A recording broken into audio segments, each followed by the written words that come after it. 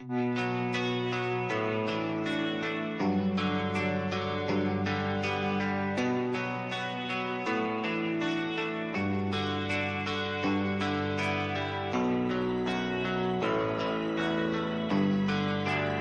are you feeling? How long have you been here? 3 months, May 17th. And what brought you here? That's difficult to answer.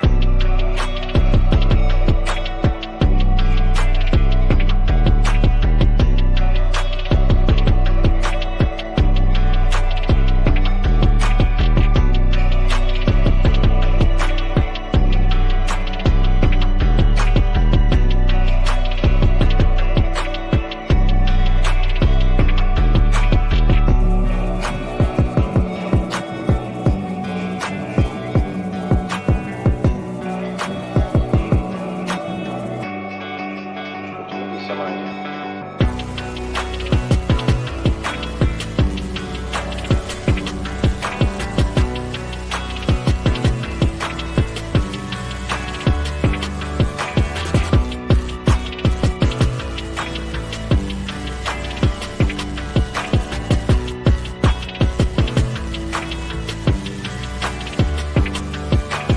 I am not completely like other people. What do you mean by that? People dislike me because I am not completely like them.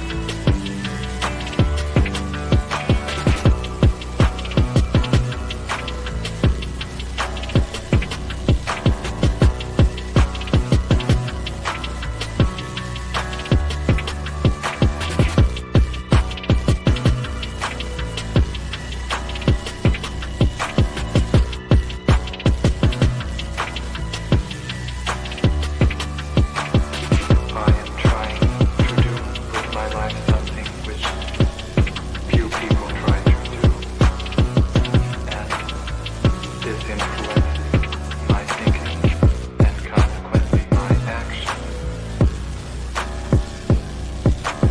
What is it you're trying to do with your life? Play the piano for people. I'm not clear. How is it that playing the piano for people has eventually resulted in your being here in the hospital?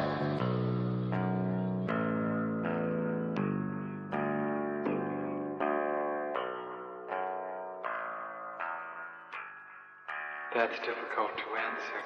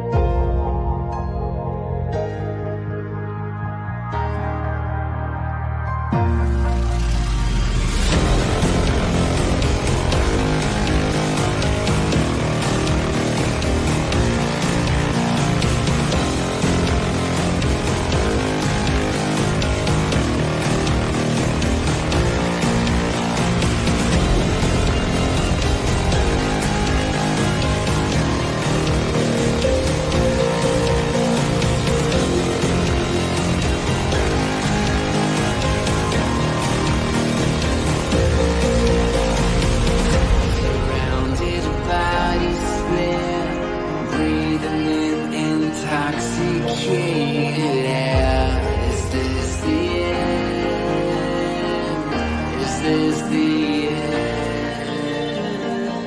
There's a noise inside my head of crying people facing death. Is this the end? Is this the end? Oh, I'm burning in the stone.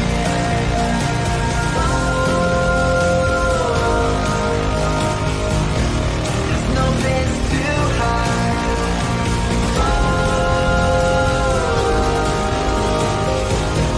I'm burning in the stone.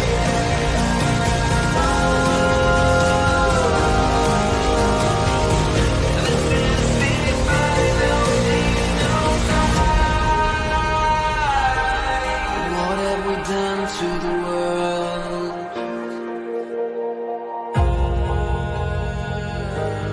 What have we done to the world?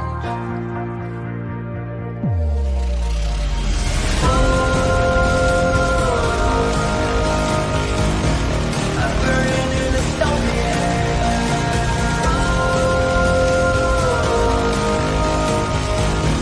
There's no place to hide.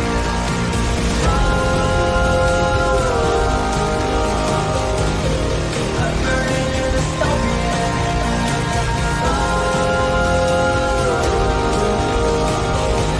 This is the final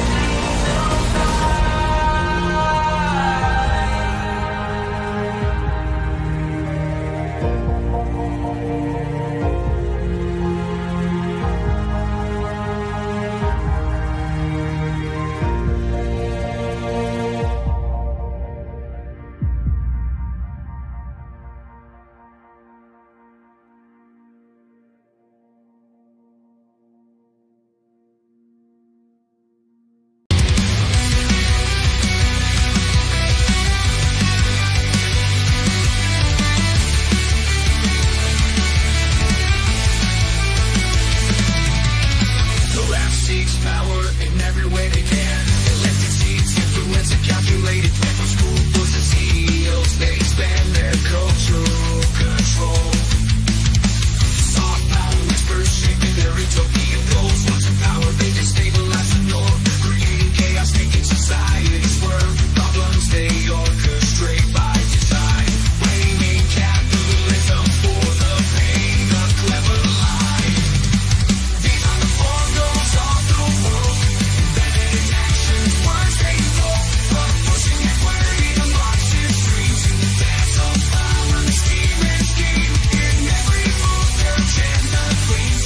Remember, nothing's ever as it seems.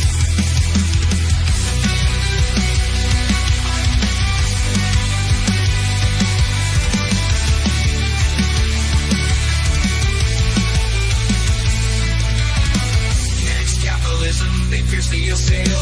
In every speech, it's the villain they unveil. From racism, patriarchy, they rail. Ain't no, ain't nothing, equity, they prevail. Ushering in their Marxist utopias, the end game. The turmoil and strife they aim to overthrow the old, establish their claim. The vision, they abolish everything. Blaming capitalism for the pain of clever life. These are the four goals of the world, embedded in actions, words they invoke, from pushing equity to Marxist dreams, in the dance of power, the scheme and scheme, in every move their agenda cleans. Remember, nothing's ever as it seems. It's a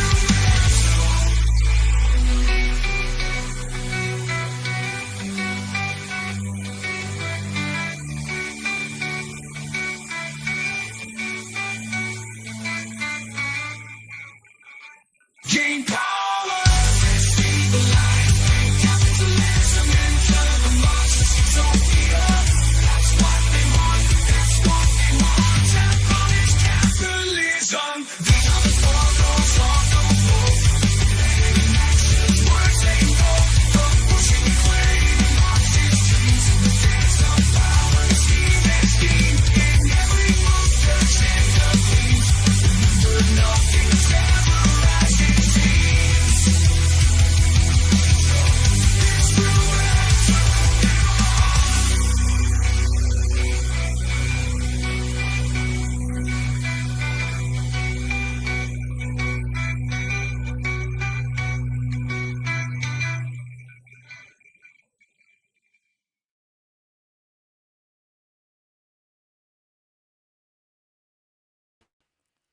What up, everyone? Happy Tuesday. Welcome to The Cult. The Cult is a show that I stream Monday through Friday at 5 p.m. Eastern Time, where we really talk about whatever I want to. The cult of the far left, the cult of the classical liberals, the cult of the far right.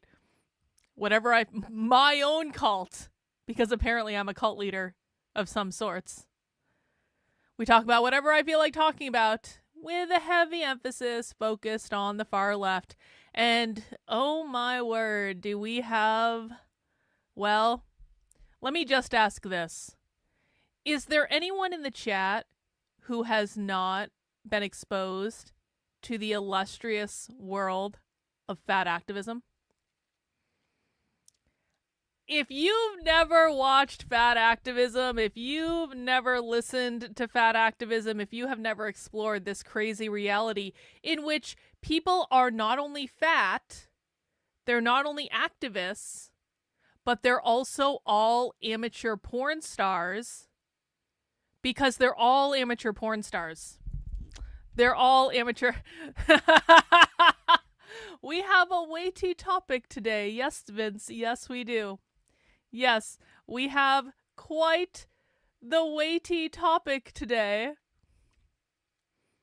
Because a couple weeks ago, we started down this road of fat activism. We found a random video online that was like 20 minutes long about fat zines and stuff like that. And based on finding the fat zines, we actually found a whole archive of what seems to be the most radical, far-left fat activism zine that was produced. So we've got a whole bunch of these PDFs. We also found an 1.5 hour long conversation with the creators of the Fat Girl zine that we can listen to, and they look exactly like you would expect them to look. And this is on a YouTube channel called The Fat Liberation Archive, and I don't know that there's actually much on this channel, but let's just take a look. Elena Dyke Woman. Oh, that's nice. Oh, look! I didn't even know. Oh, yo, what's this? Fat Politics. An introduction to... What? I didn't even know about this. We're going to have to watch this.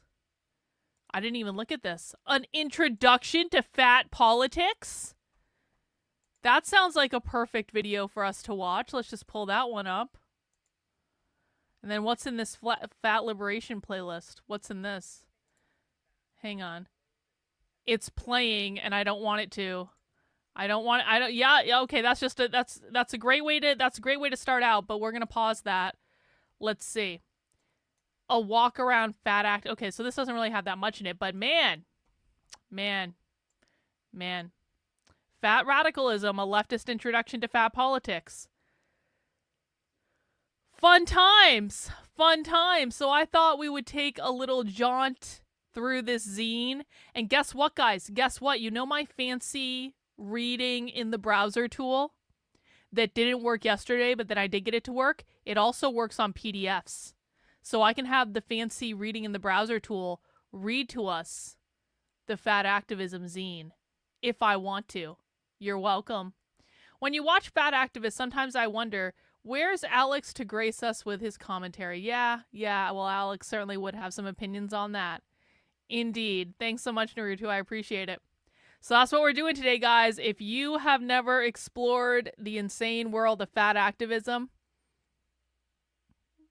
get ready. Hold on to your hats. And I want to warn people, this is probably not going to be safe for work. Because as I said, I have some experience researching fat activism.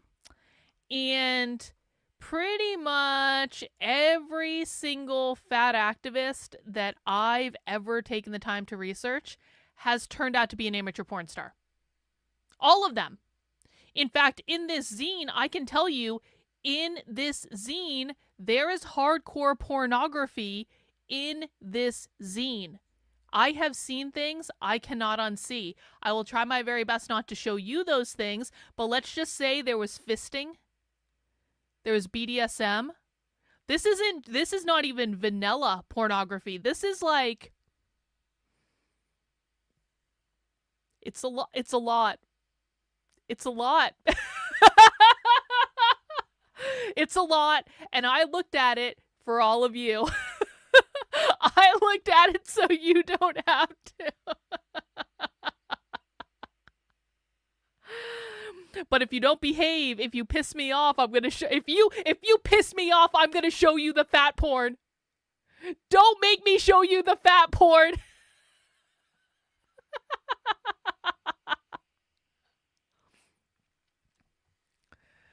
But before we get into that, a couple orders of business. Oh, hang on. Serious question. The fat porn you're finding fits the definition.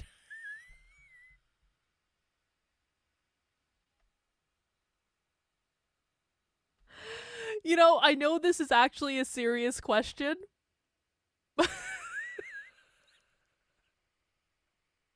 But I'm not even sure I know the answer to it, Vince, if I'm honest about it, because sex work is a very big thing on the far left, and so I don't know if they consider porn to be normative. I think they might consider porn to already be queer, and so does something that's already queer need further queering? I don't know. I don't know the answer to that. Perhaps we'll find out in the course of this episode. Perhaps we'll see. But before we get into fatness, a couple orders of business. Now, listen, I gotta say, so we had some technical difficulties on the show yesterday. I got pissed off. People in the chat were uppity. People got banned. We don't want to talk about that anymore. But last night, I did a redo. I fixed the technology, and I laid down some new rules. And the new rules are, my mods I'm going to rely more on my mods to moderate the assholes out of my chat, and that everyone, when I am teaching something, is going to behave themselves. Everyone is going to behave. Everyone's going to act like a normal fucking person. If you wouldn't do it in the real world, you're not going to do it in my chat. That is the new rule, okay? Like, I know that we're on the internet. I know that most of you are anonymous on the internet. I get it. I really do. But if you wouldn't do it in the real world, you are not going to do it in my chat when I am trying to teach a subject that is already difficult enough, okay? That's all I'm asking. And so the mods are going to do a better job. And I'm not going to say the mods were never the problem. I want to say this. I am a control freak, okay? I don't let other people do my marketing. It's not that I can't hire someone. It's that every time I've hired someone to do marketing or social media for me, I end up firing them because they suck, and it would take less time for me to just do it myself and to do it the way I want to do it than to argue with and fight with and instruct another person who is not as good as me. I'm a control freak. I'm a control freak. Traditionally, the mod wrench has been more of an honorary thing in the chat where, like, if people have been around for a while or they've given me a lot of money or they have provided me some useful service in some way, they were given a wrench. Now, I actually haven't really given out many wrenches in a while. It's no offense to anyone. It's just like it wasn't really something that I think about on a day-to-day. But some of my mods cornered me in a Zoom call last night, and they were like, Carlin, you need to rely more on the mods. And the mods were like, yes, we will step up. And because we're sick of this shit too. Because here's the thing. Most of the people in my chat and most of the people who watch my content are actually here to learn, and they don't like the disruptions either. So I don't know where these disruptions are coming from. I think it might be an organized thing, or it might be just a couple crazy people creating accounts over and over again. But I think it's more of a deliberate thing to try to disrupt what I'm doing, and my mods have said, we're going to step up and we're going to help you moderate this so that you can just focus on teaching and we can banish the assholes. Okay? So I'm taking them up on it. I am releasing a little bit of control. I am saying I'm trusting you guys not to fuck this up. And we're gonna try this out, and we're gonna see how it goes. But thank you for being a member of the channel for 14 months. I'm excited to paddle and time out the trolls. Indeed, you are a key part of this equation, bot. You're a key part of this equation. So last night I did a redo, and I have to say we actually recorded the analysis of Toward the Queerest Insurrection. You can find the video on the channel. You can also find it over on the Substack. I have to say, guys, it felt really good. It felt really good. The disruptions were pretty much non-existent. And for once, I actually got to teach something. And for once, we were getting some really good questions in the chat that were about the content. There was some back and forth, and we were able to produce a nice recorded product that people can listen to, that people can learn from, that people can enjoy, that exposes some of the most dystopian shit in the world that you can possibly imagine. And it felt really good. And I'd like to do some more of that. And it reminded me of why I started doing this stuff in the first place, because I really do like teaching things. This is something I'm very passionate about. This is something I know more about than pretty much anyone else in the world. And so why am I not doing that? Well, I'm not doing that because the trolls and the haters have made it very difficult to do it, but we're going to figure it out. And so this is the launch of the Counter-Revolutionary Book Club, which is kind of something that people have been asking me for a while. This is a project that it's going to be not just a series of posts on my Substack, but there is actually a standalone podcast to it where we are going through and reading and analyzing some of the most far left dystopian stuff that you have ever seen in your life. If you are a fan of dystopian books like 1984, Brave New World, Animal Farm, Fahrenheit 451, The Giver, things like that, like those kind of classics that we all know of as, you know, these dystopian tales. If you like that sort of thing, guess what? That's all real. And so much more. And we know where their writings are. And we're going to analyze them. And this is actually part of a project that I'm going to be doing later this year. It's a book I want to write, tracking the development of queer activism. I don't think any book like this has ever been done before. So I'm having to go back and actually read a lot of the foundational materials that I don't see anyone else on the internet talking about, and I don't see anyone else on the internet analyzing. And so I thought, if I have to go read all this crazy, wacky, dystopian, far-left stuff anyway, I may as well do it with friends. And that is what the Counter-Revolutionary Book Club is. So it is a podcast, and I'm really excited to announce that you can now subscribe to the podcast in Apple Podcasts. You can also subscribe to it in Spotify. Just look up Counter-Revolutionary Book Club. And if you are on Apple Podcasts, can you guys just go ahead and give it a 5-star rating? Can everyone just start giving this 5-star ratings? Can you please just give it a 5-star rating? That'd be pretty great. I know there's only 2 episodes, but I promise the rest of the episodes are going to be awesome. I'll keep it at 5-star level. I promise you won't regret your vote. So go subscribe, Apple Podcasts, Spotify. You can, of course, also subscribe on my Substack. The way you get there is just by going to not that yet. You go to the book club link in the upper menu, and that will bring you to the podcast homepage. You can also just click into any of the episodes, and the episodes will give you the Apple Podcast link, the Spotify link. Apparently, it's now also on Pocket Cast, which I guess is a distribution mechanism. You can subscribe just in the Substack app. Downloading it on your phone, you can actually just listen right in the Substack app if you want that. So subscribe to the podcast. This is separate from my other podcast because I wanted to create kind of a standalone product where people knew that this is just about reviewing literature, reviewing books, that sort of thing. You can also find the book list for what we're reading right now by going in again to the book club section. And this is the list of books that we're working through, the dystopian documents queer and gender activists are reading. And there's a list of 17 documents in here. Last night we did Toward the Queerest Insurrection by the Mary Nardini Gang. I also posted a thread on the Better Discourses Twitter account. If you guys would like to give this a like and a retweet, this is something that will actually walk you through the document so you can see all the big quotes and stuff like that. If you don't feel like listening to the full analysis, but if you feel like watching the full one, you can find that there. And so the next one we will be working on is Polyamory and Queer Anarchism, Infinite Possibilities for Resistance. Because polyamory, of course, is about queering the nuclear family and queering relationships. Far-left activists do not like people in monogamous relationships with 2 people. They don't. It's not really about being heterosexual or not. It's about whether or not you're in a monogamous relationship. So polyamory is something that a lot of far-left activists do. Not every person who's polyamorous is a far-left activist, but a lot of far-left activists are polyamorous. So we're going to be reading that. That's going to be from 2012. And so you can right now head over to the Substack if you want to get a head start. You can find the link to the document, which is on the Anarchist Library, so you can read it there. You can also download the PDF if you prefer. And if you really want to be a star pupil and get ahead in your reading, you can see all of the different things we're going to be taking a look at coming up, because I posted the full list there. So that is our book club, guys. That is our book club. Now, we're very lucky in that the reviews are starting to come in for the book club. And of course, the first review that I've gotten are these kind words from James Lindsay calling me a cluster B disaster. And I just can't think of any better way to describe it. I mean, can we all agree that far left queer activism does kind of look like a cluster B disaster? Of course, it is much more complicated than that. But oftentimes we forgive James. James is a very simple-minded person.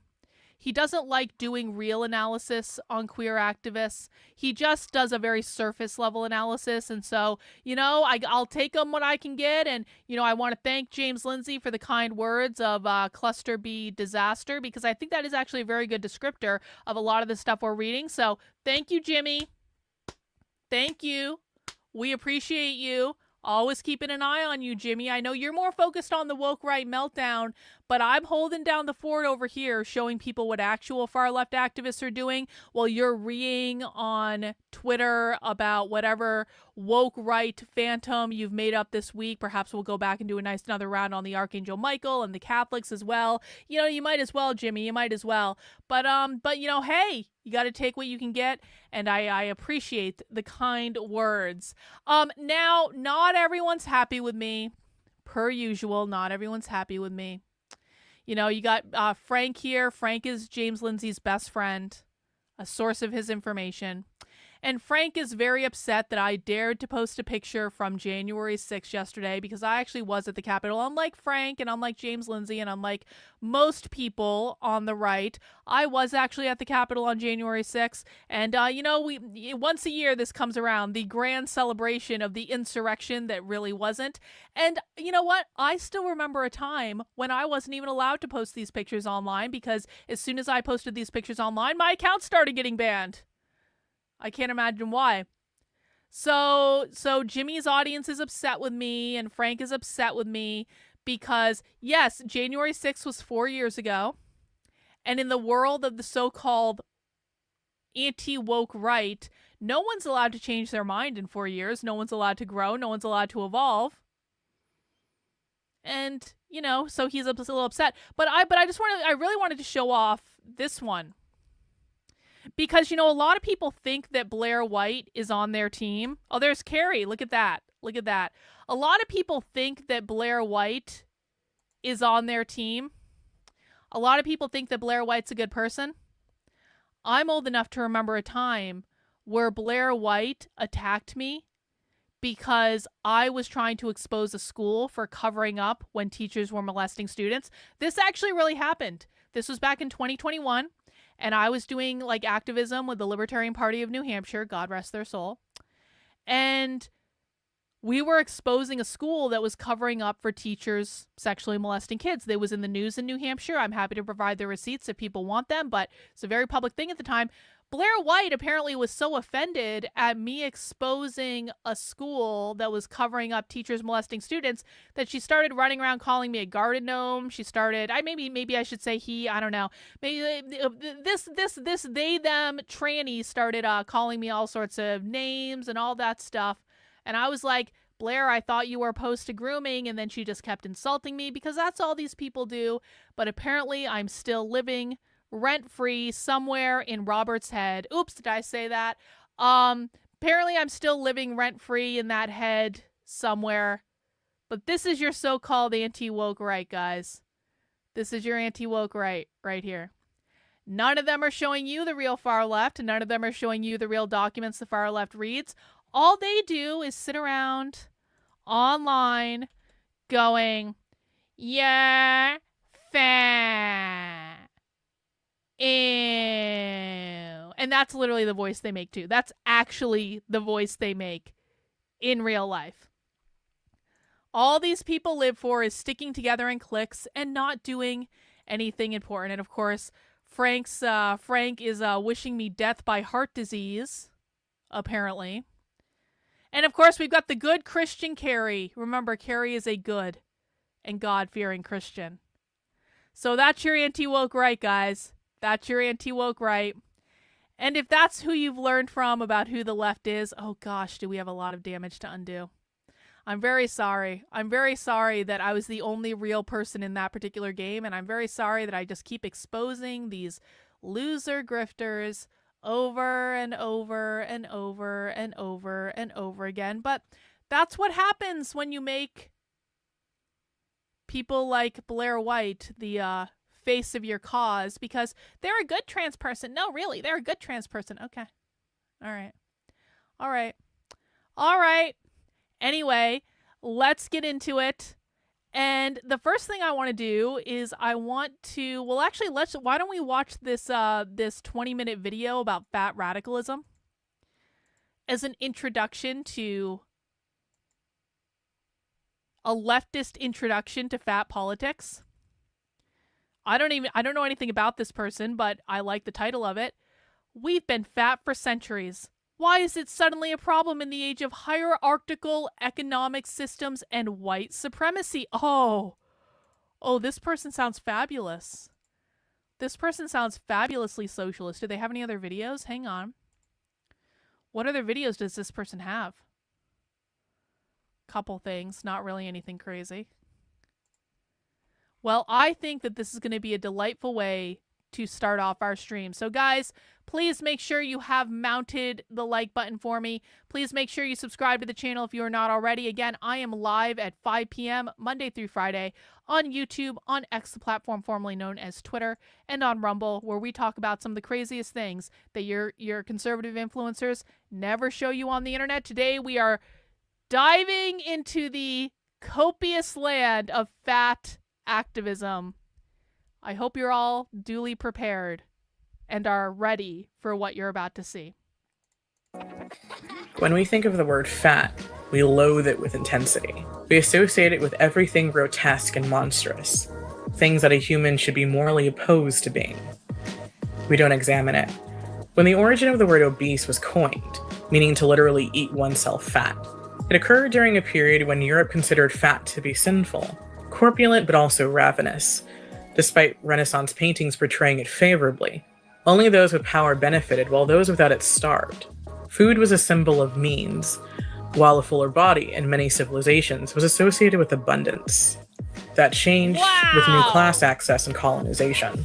When black and brown colonized bodies were introduced into Europe's public consciousness, their bodies were at the intersection of spectacle and disgust. In a post-feudal age that suddenly became capitalist within a century or two, the colonized people that replaced white serfs as a workforce created a new subclass that the upper classes could create new distinctions for. Despite obvious genetic variation, bodies of slaves were seen as sinful. They were deeply othered and dehumanized, and new traits Europeans had seldom seen. Thick, coarse, or tightly spiraled kinky hair, paired with rounder faces, stouter or taller limbs, and deep, richly toned skin, were both exotic and nightmarish. They were now a point of reference for characteristics that one should avoid having if they wanted to climb social ranks. Don't be dark, and don't be fat. The manufacturing of whiteness was the birthplace of eugenics in the West.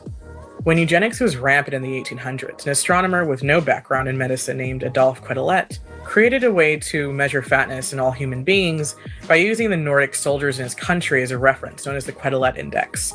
Inspired by a mathematical perspective, he believed that fit white men were exceptional, and if he created a universal equation using them, you'd find an easy way to hack to good health. He later admitted that his system was flawed and couldn't do what he claimed. 200 years later, weight loss companies and health insurers use this method known as the BMI to raise health premiums and influence policy to get hospitals to recommend weight loss pills to anyone a fake math equation said was fat. The 19th century was also a pivotal period that combined eugenics with the growing influence of Protestant movements. The lingering effects of the Reformation inspired a new emphasis on individual choices by purifying the body to bring one closer to God. The logic, namely through an American lens, was that it was easier to be faithful if you were free of sin. Since fat had developed in the lexicon to link larger bodies with excess and hedonism that characterized black and brown bodies implicitly, many health practices that later contribute to a culture of eating disorders developed. eating as little as possible, eating to be thin, avoiding animal processed foods because it was believed that it had helped the body avoid disease, and food's equation with sin, because it's pleasurable, became a deeply rooted Western ideology.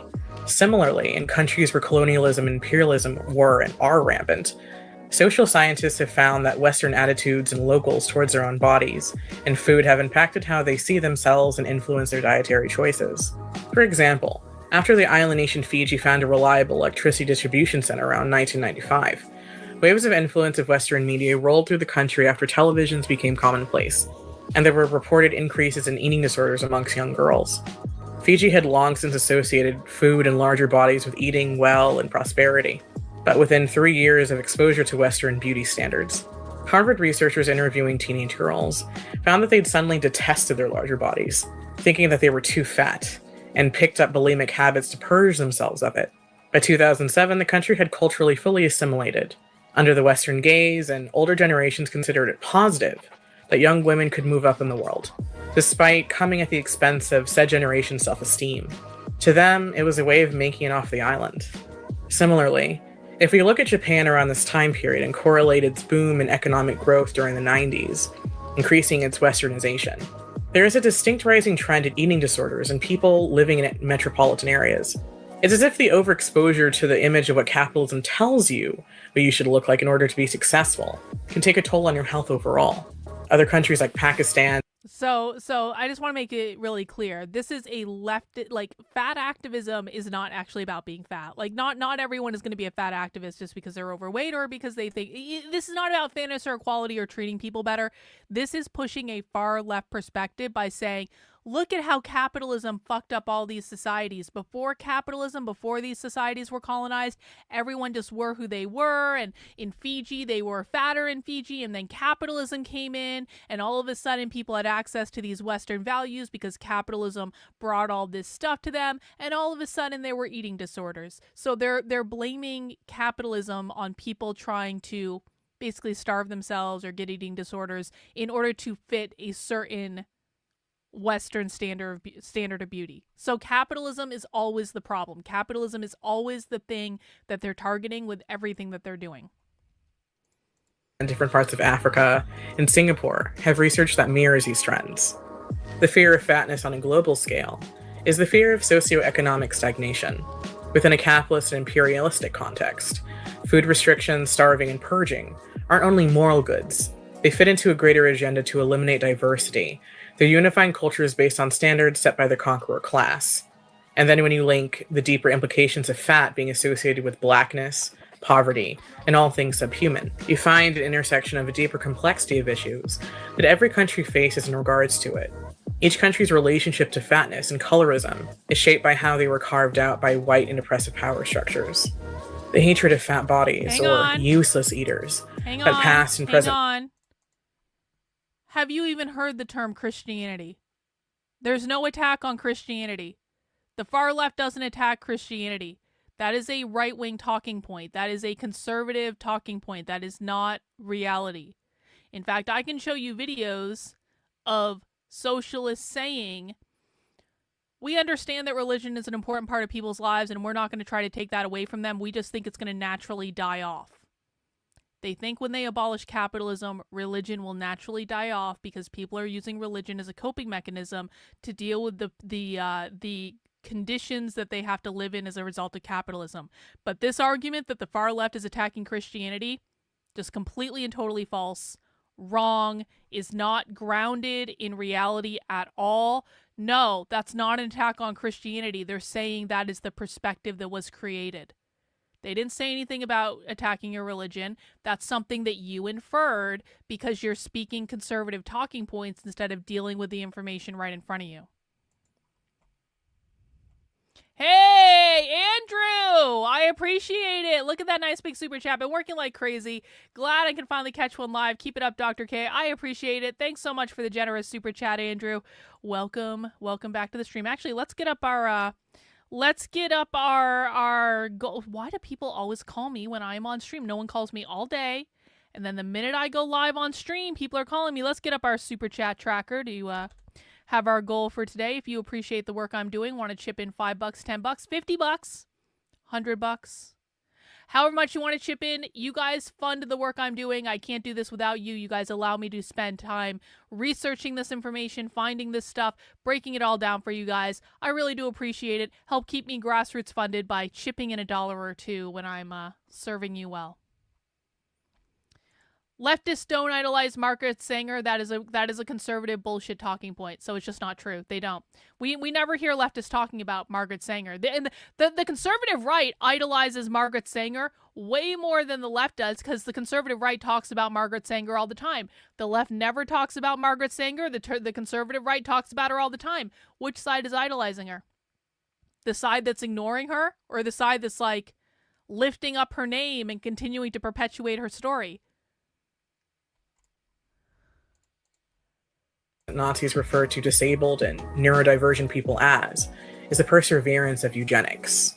The concept of the right food versus the wrong food also has roots in colonizers altering the diets of colonized people by forcing them to eat European staples, such as in Africa with maize via Britain, and in Latin America from Spain with livestock, and creating an elaborate hierarchical way of determining if they were healthy, based on bodies and diets that weren't theirs.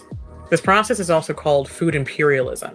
It's retooling of health by setting up the parameters to fit a universalized standard that's based on what rich white people make up to be healthy, would continue to evolve to our present understanding of food groups. While a lot of emphasis is leaned towards the political, military, and economic changes forced upon the colonized people, the matter of food, the very source of survival, is seldom considered. Yet food has always been a fundamental tool in the process of colonization. Through food, social and cultural norms that are conveyed, and are also violated. Indeed, one cannot properly understand colonization without taking into account the issue of food and eating. Food is inherently political. So what are the rules of consumption? The BMI was introduced into the late 20th century as a quick and dirty way to determine that. Historically, colonized countries were forced to assimilate by altering their diets to match what colonizers wanted to use to civilize them and become less indigenous and more white, so settlers wouldn't dirty their palates and suddenly turn black and brown. This process still occurs, but when the BMI was brought to the table by Ansel Keys, an American physiologist hired by the US Department of War to study the effects of food deprivation in men, him citing inspiration from the Quetelet Index wasn't a coincidence. Keys admitted to finding fat bodies ugly, clumsy, repugnant, and hard on furniture, and some of his more notable work was devoted to finding a link between obesity and potential health concerns that included surveying populations across the globe and attempting to correlate larger and fatter bodies with heart disease, even though the relationship has a variety of sociological factors involved and is complex. His obsession with these correlations proved invaluable for policymakers and weight loss companies. When the BMI criteria for overweight and obese began seeing serious fluctuation. Why are you debunking? We don't debunk here. This isn't part of what their agenda is, so I don't know why it's being inserted. Between 1985 and 1995, investigation by researchers and health professionals showed that the World Health Organization and an international obesity task force that was formed to consult it were funded by the makers of weight loss drugs Xenical and Meridia. Uncoincidentally, the 80s were also a period when Reagan deregulated big industries, including Big Pharma, and healthcare saw an explosion in insurance costs. The World Health Organization was also responsible for changing the metric for obesity overnight in 1998, and it resulted in an instantaneous shock to the system, where millions of people were seen as unhealthy in the eyes of the system within a 24-hour period. This messy change in policy affected 29 million people overnight in the US alone. Under the new guidelines, 97 million adults, nearly 55% of the US population, would be considered overweight, placing them at increased risk of such health problems as diabetes, elevated blood cholesterol, heart disease, stroke, and high blood pressure. And uncoincidentally, 1998 was also the year that saw a sharp spike in private healthcare spending, 6.9% to be exact, and overall healthcare spending rose to over 4. Why are they bringing this up? Pop quiz for the chat. Why are they bringing healthcare spending up? All of a sudden, all these people were classified as fat, and all of a sudden, our healthcare costs started skyrocketing. Why are they bringing this up? Anyone know? Why is this part of the leftist argument for fat activism?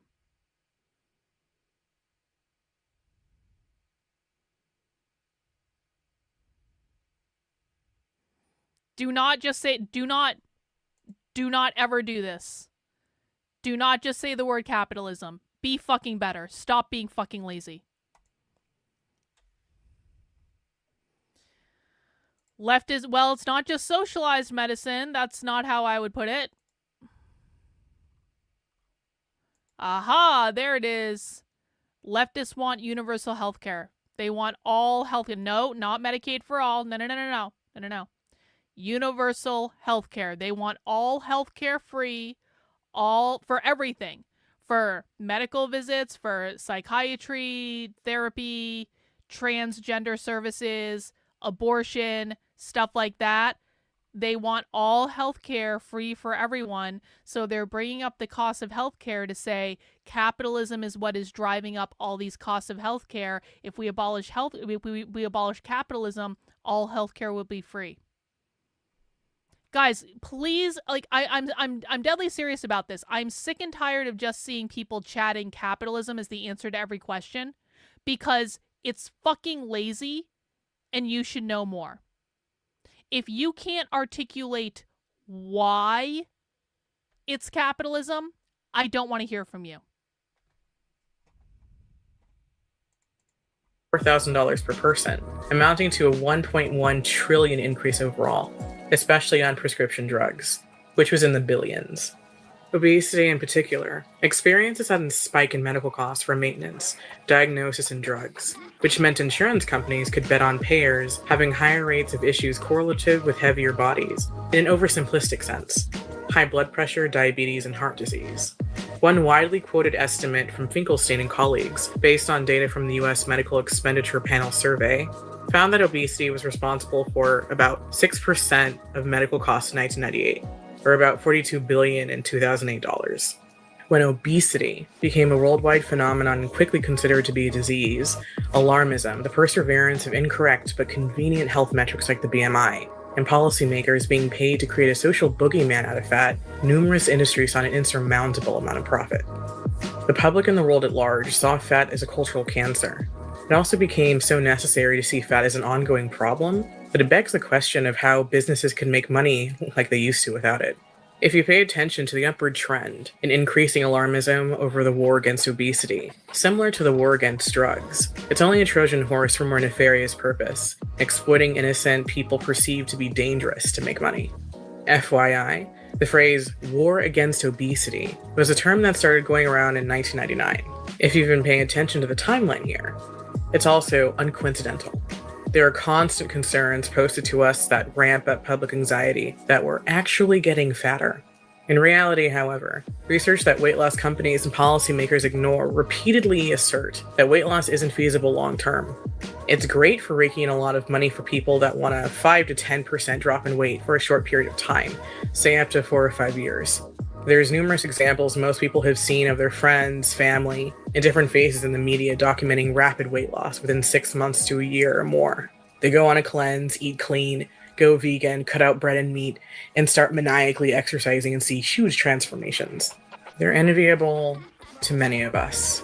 But then you follow up with them a decade later, or even a few years later, and they've mysteriously managed to gain most, if not all of it back, and tend to be much heavier than they started out with on average. And they've most likely tried several times to jump back on the wagon, and their weight starts fluctuating. They've slimmed down by summer because one of their coworkers put them on some new diet, but then by the following spring, they've stopped posting selfies as frequently, and you see them and they're right back to where they started, and they're clueless as to how they got there.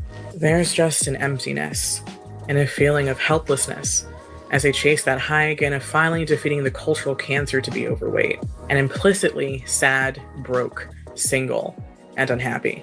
Fat people aren't happy. Fat people aren't prosperous. They don't get chosen by their love interests in real life or in the media. They're not the protagonists. They're not on Playboy or GQ. They don't have social capital. They're not who you want to date or marry. They don't get called snacks when in positions of power. They're not notable, memorable, worthy, productive, pure, healthy, good, or moral. They're hideous, beastly, subhuman. Maybe the Nazis that were inspired by American eugenics had it right. Maybe we're all meant to be thin and fit because that's what all the advertisements, doctors' recommendations in hospitals, and health policies say are good for us. We're not influenced by centuries of equating fat with excess, even though metabolism is complex and something as simple as stress from capitalism and lack of access to good healthcare can affect it. We're not. Wait, stress from, that's hilarious. Stress from, look at this. Something as simple as stress from capitalism can affect your metabolism, guys. It's just stress caused by capitalism. Nothing else. Stress from capitalism. Equating fat with excess, even though metabolism is complex and something as simple as stress from capitalism and lack of access to good healthcare can affect it.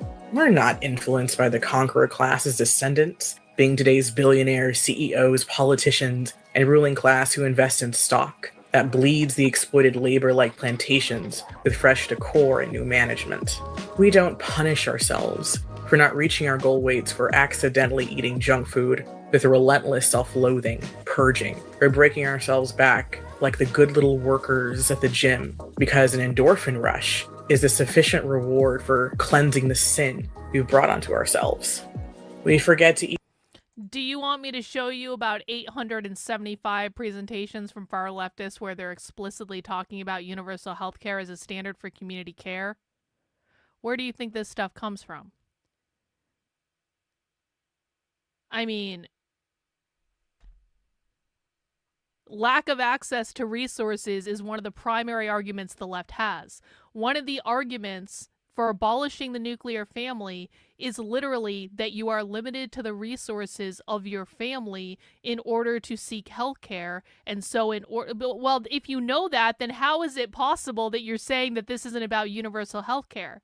That's one of their primary standards of community care. So I'm not saying the social construct piece isn't there as well, but I think you've been spending too much time with Jack Posobiec, if I'm being honest about it, if that's the argument. Eat most of the day because we're working overtime. But it's okay. Our stomachs eating themselves and our hearts eating their own muscle is okay. A post on Instagram said that intermittent fasting is actually a good thing. It's okay. If we work hard enough, we'll get there. Even if we fail, we'll just keep trying. Even if we're not really meant to win because there's trillions of dollars invested in this cycle. Trillions of that dollars. know that humans can't successfully beat their biology. Trillions of dollars. That would seem to be a reference to healthcare to me. Without actually being the causes of their heart disease, diabetes, high cholesterol, and issues associated with weight, but are actually because of the rinse and repeat cycle of capitalism and white supremacy therein. And that bodies are inherently flawed and imperfect, and many Bro, she has literally not mentioned social constructs at all. She's talked about the cost of healthcare in at least 2 sections in this video. So 0 mentions of social constructs, 2 mentions of the cost of healthcare. I think her primary concern in that specific instance is pretty clear based on the fact that she keeps talking about the cost of healthcare. The cost of healthcare is always the argument used when they're arguing for universal healthcare. So I very, very, very much disagree based on the words that are actually being used in the presentation. Of their heart disease, diabetes, high cholesterol, and issues associated with weight, but are actually because of the rinse and repeat cycle of capitalism and white supremacy therein. And that bodies are inherently flawed and imperfect, and many diseases that reside in us are genetic. Turns out that it's not weight in and of itself that causes disease in most cases. It's weight cycling and the constant process of jumping on the horse, freaking out your body because of all the sudden changes, starvation, and so on, falling off of it and your body regaining through recovery, then jumping back on the diet train again, that wreaks havoc on it. It's too easy to accept that our bodies are different from one another, radical even.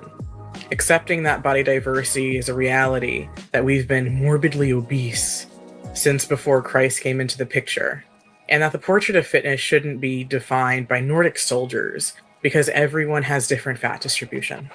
It's almost as if that bias is intentional, especially by those that get a high off of getting into the sciences and start thinking that they can simplify how we see human diversity. But there's no money in that. Money. And we're trying to keep the races pure, or for race betterment. That's what John Harvey Kellogg, founder of Kellogg's, believed anyway, who had and has a huge influential shadow over medicine and nutrition, in addition to the food industry. While the US became obsessed with the Protestant ideologies during the 19th and 20th century, a large number of trailblazers that set the foundation for these industries, especially in health, were fanatical about purity. Kellogg believed that good nutrition would cure disease, and used agricultural metaphors to justify his views, while being a vocal and powerful eugenicist. And that's a lie we're still sold. Hey, Matthew M., thank you for the super chat. Trillions of dollars invested in fast food, soda, and frozen pizza corps. Yep, those are all, that's all capitalism. That's all capitalism. That wouldn't be the case if capitalism was abolished, which is what the ultimate goal is. Matthew, I do appreciate the super chat. Thank you.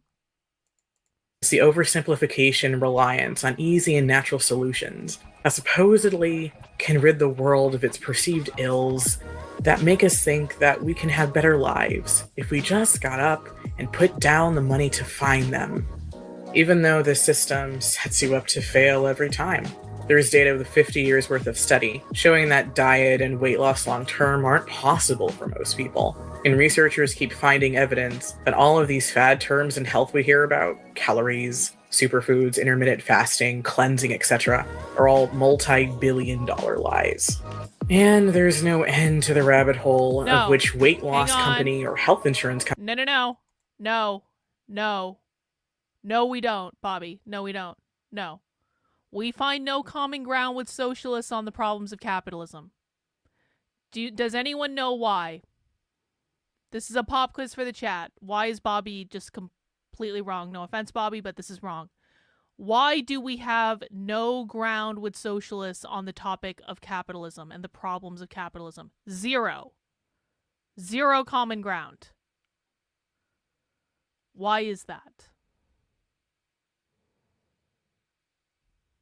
Does anyone know?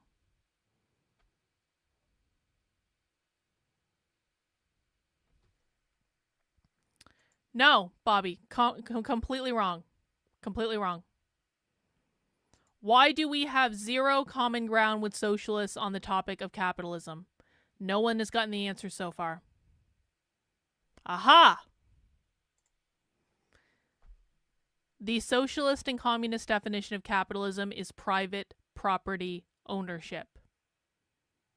They are not talking about crony capitalism. They are not talking about corrupt capitalism. They are talking explicitly and exclusively about private property ownership. The definition doesn't change just because you have a certain perception of what they mean when they say capitalism, because your definition does not matter. The only thing that matters is their definition, and on that, we have no overlap with them at all in any way. That's really important to understand. If you aren't adhering to their definition, if you're just making stuff up, because that's what it is. When you are making up a definition that is not their definition and then making statements like we have overlapping values with them based on the problems of capitalism. No, we don't. Because you just made up a definition that is not the definition they use. Do you see where the problem starts? This is why people need to understand the definitions. Company influences which organization or government task force, and that bariatric surgery was designed to kill you for a buck. Then, most popular weight loss pills are flagged by the FDA, or go by unnoticed and wind up being recommended by doctors, which also can deny you access to an accurate health diagnosis, because they've both learned and are told that fat is the source of all impurity. It happens so often that it's become a huge issue that's received some media attention, because doctors are legally able to kill fat people by not giving them a diagnosis when they ask for it, because the patient's obligated to lose weight, which on average, studies show aggravates pre-existing conditions and is ultimately worse for them, all because of those policies that were botched relying on eugenic math equations and poorly tested data, pushing the agenda that fat can actually kill us all if we let it. When we see the phrase body positivity, I think we've grown a bit numb to it. It's plastered everywhere, and most people nowadays know logically that dieting is bad, and don't realize that it's been repackaged, making lifestyle changes that still come in the form of starving yourself, whether it's for Christ or for your weight loss goals. It's also been recent. So dieting is bad because you are buying into the capitalism-driven narrative that you need to look a certain way in order to be loved or accepted or any of those things. But these are all just campaigns driven by capitalism to sell you things you don't need. Does everyone understand that? That's why they think dieting is bad. That's why they don't like promoting dieting. Because they think that it's driven by capitalism to sell you things that you don't need for the benefit of the bourgeois.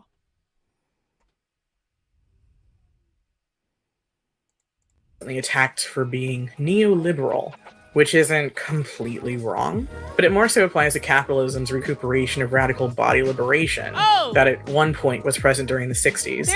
And the leftist sentiments in this— Look at that. We can't get away from her. No matter what we do.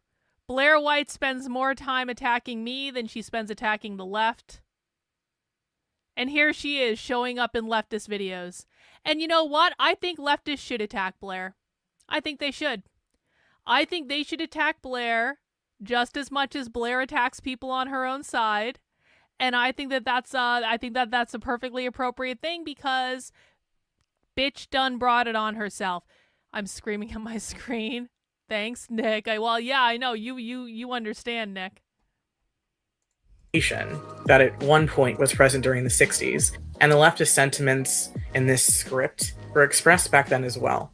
In addition to public demonstrations held called Fat-Ins, a fat man named Lou Louderback wrote a column for the Saturday evening newspaper called More People Should Be Fat.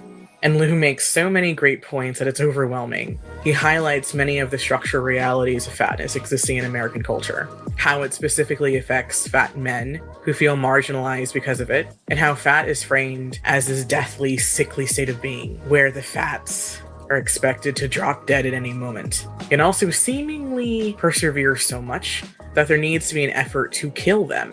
What's ironic about this is that fat, ironically, according to studies, helps you live longer, because it provides cushioning when your bones grow brittle in old age because of the strong muscle that fat has beneath it, and that those thick layers of muscle can actually help you survive heart attacks. How the tables have turned. Body positivity is a nice sentiment, but fat liberation is radical. Fat's been collectively demonized due to colonial eugenics and the Protestant obsession with purity influencing how we navigate our lives within capitalism.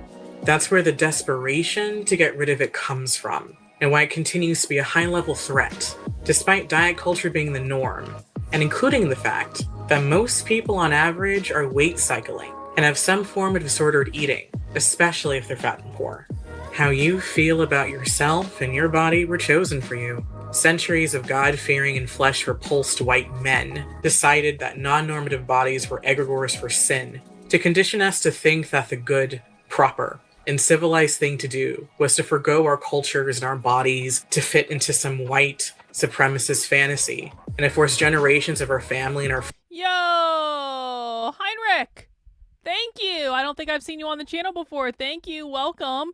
Hey, Carlin, thank you for your teachings. Love your work. Thank you for the super chat, bro. I do appreciate it. Let me just grab a screenshot of that. Appreciate you dropping by, Heinrich. Hope we can see you in the chat moving forward. Milo says, insert joke about world's most successful diet book responsible for the most pounds lost in history, written by Karl Marx. Yeah, someone said that unironically, people would absolutely lose weight in the Marxist utopia, but not perhaps for the reasons that they think. Friends to assimilate to it and have destroyed and colonized what our bodies are naturally supposed to be. Fat is radical. That it? Uh-oh. A lot of what we do in the Fat Underground is informational because Fat it's Underground! really important that we know that we're not crazy and that information is being suppressed. But one of the most Okay, I important... want you. We're gonna start this over again. So this is just put a pin in this one. Fat Underground. Remember that. That's gonna become. I'm gonna show you something related to that right after this. A lot of what we do in the Fat Underground is informational because it's real important that we know that we're not crazy and that information has been suppressed.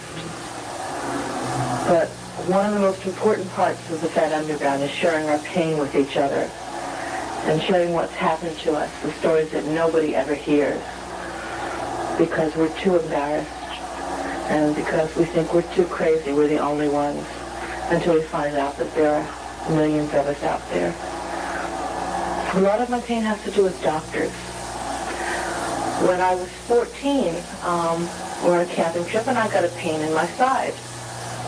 And I kept that pain in my side for 2 days without telling anybody much about it. And finally, when I had to go to bed, my mother made me go to bed, and I said, Ma, it's nothing to worry about. Don't worry. I don't want to go to the doctor. And I refused to go to the doctor for like 2.5 days. And finally had to be taken to the hospital. My mother physically dragged me out of the house to go to the hospital. Of course, it turned out that I had a ruptured appendix that had turned gangrenous because I'd waited so long. And the reason that I waited so long was because the last time I'd been to the doctor, he put me on a diet, and I hadn't lost any weight. And I knew that what I had was serious. I could feel it in my body, but it felt a lot more serious to go to that doctor not having lost weight than to go in the hospital with a gangrenous appendix. Because there wasn't a whole lot to live for anyway. Years later, I started having back problems. I had these terrible, terrible attacks of pain in my back. And so I went to a doctor who charged me $15 and didn't examine me.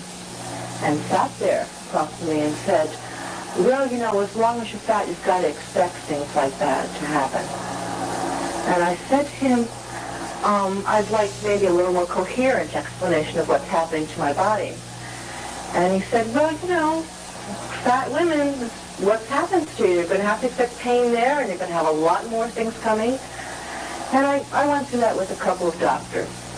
Of course, it turned out later that I had a congenital malformation in my back and my bone structure that I inherited from my mother. But then I spent 2 years going from doctor to doctor and trying to lose weight and it not helping when I lost weight and thinking that I was crazy and being real hurt when they wouldn't even want to examine me because they didn't want to look at my body.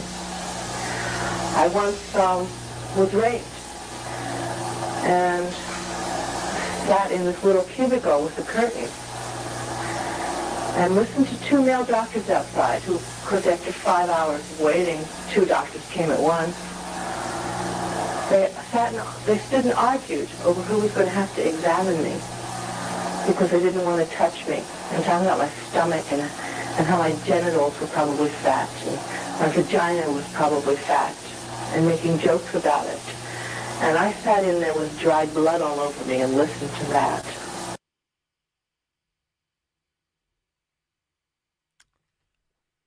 Well,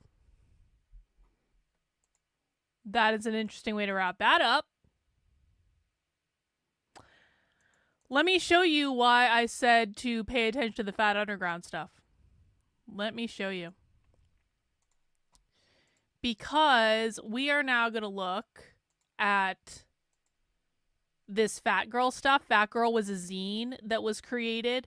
I don't know exactly what... Does this have the year on it that it was created? Let me see. I don't know exactly what year this was. Maybe it has it in one of these other sections. Here it is. So this is 1994 essentially. So Fat Girl was a fat activism zine. But fat activism and zines were really popular in the 90s as a way to spread leftist propaganda. Zines are a very big part of what we look at with leftist propaganda. I'm going to be doing a lot of deep dives into zines. We're going to read a lot of crazy shit because you think some of the socialism videos that we watch are crazy. Just wait until you see the zines. Just when I think we've peaked with the level of crazy that we're going to access, no, it just keeps getting crazier and crazier and crazier. But the reason I bring that up is, check this out. We're going to look at this zine a little bit more closely, but let me just scroll a little bit Don't look at the sex stuff. Don't. You're welcome. Let me just scroll a little bit. Do. Cultural progression is usually assigned a maxim. The more things change, the more they stay the same. But when it comes to fat activism, it ain't necessarily so. Just ask Judy Freespirit. As a co-founder of the now defunct Fat Underground in 1972. So this fat activism zine actually has a whole interview with one of the founders of the Fat Underground. The Fat Underground being that video that we just watched, the crazy one at the very end of that last video. Isn't that a funny coincidence? Isn't that a funny coincidence? So the Fat Underground, so far as I can tell, was like the first fat activism initiative, and that was in 1972. So this stuff has been around a long time. Let's see. You guys want to we'll just do a quick scroll through, just so you can see some of the stuff that's in this zine, if you want to. Let's see. Look, a fat person with a snake.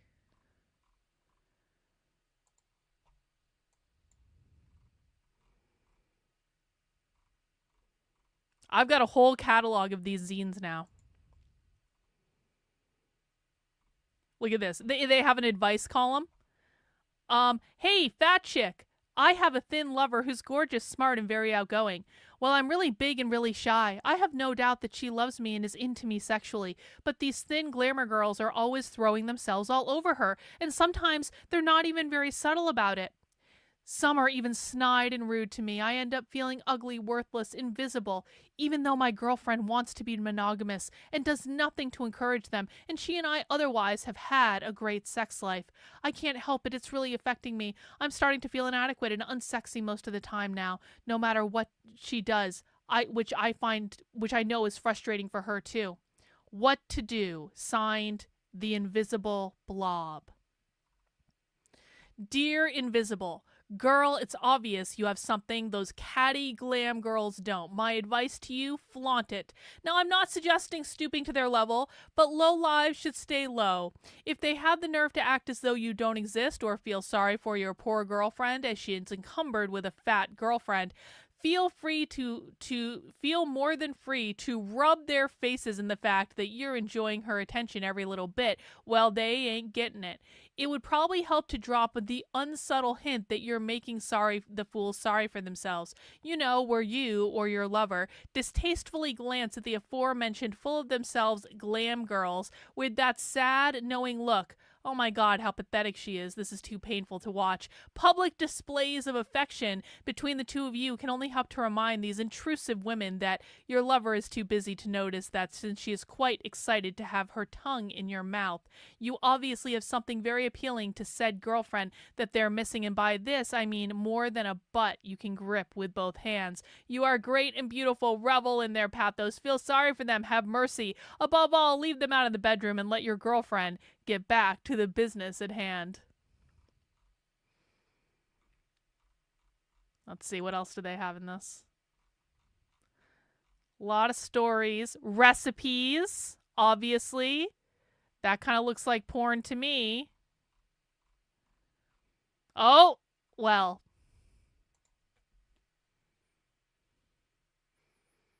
This is what I put myself through.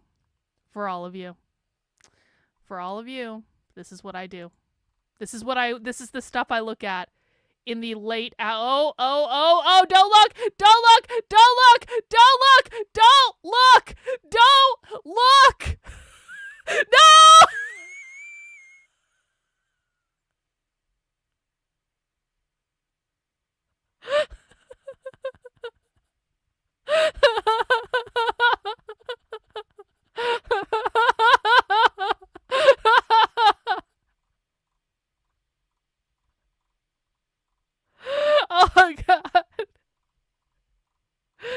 we've all been traumatized. Oh my God.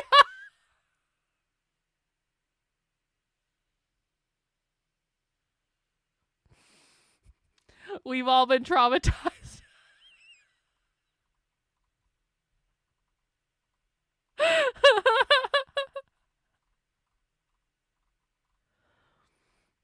They have eating fetishes, apparently. Nick, thank you for being a member of the channel. F these people. Nick lost 64 pounds. My health physically and mentally drastically improved. I did it for me, though my lousy friend was very impressed. Yes, yes, yes. Or lazy friend, I think. Thanks, Nick, for the super chat. I appreciate it. Yeah, now you've all seen it. Yeah, this is, it just keeps going, doesn't it? It just keeps going. And I've got a whole catalog of these things. We haven't even... This is the world of fat activism, guys. This is it. Look at all these ads. Look at all these ads. This is like so old school. This is, guys, this is for those of you who were born in the 90s or in the 2000s, you may not remember this, but this is what ads used to look like. This is what the ads in the back of magazines used to look like. And then people would order stuff based on the ads.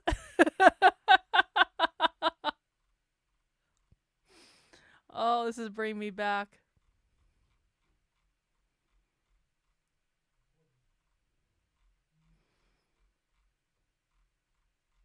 This is like a big ass issue, man. This is a big issue. Oh, wow. Okay. You're welcome. You're welcome. Here. Oh, look at, and isn't this just a great way to end it? This is the last page. That's the last page. All right. Well, that is a scroll through of the very first issue of the Fat Girl magazine that was produced in the 90s. And we're very lucky because we have an interview with the creators of that magazine that we're going to watch now. So let's hear what these this is a they them. Look, it's not even a woman. This is a they them. Let's hear what the they them and friends have to say about Fat Girl magazine.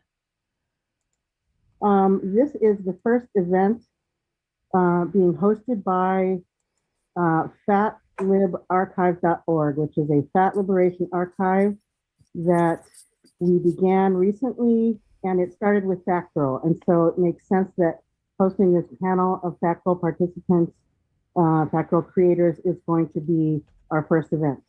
And Cookie has generously offered to moderate this conversation.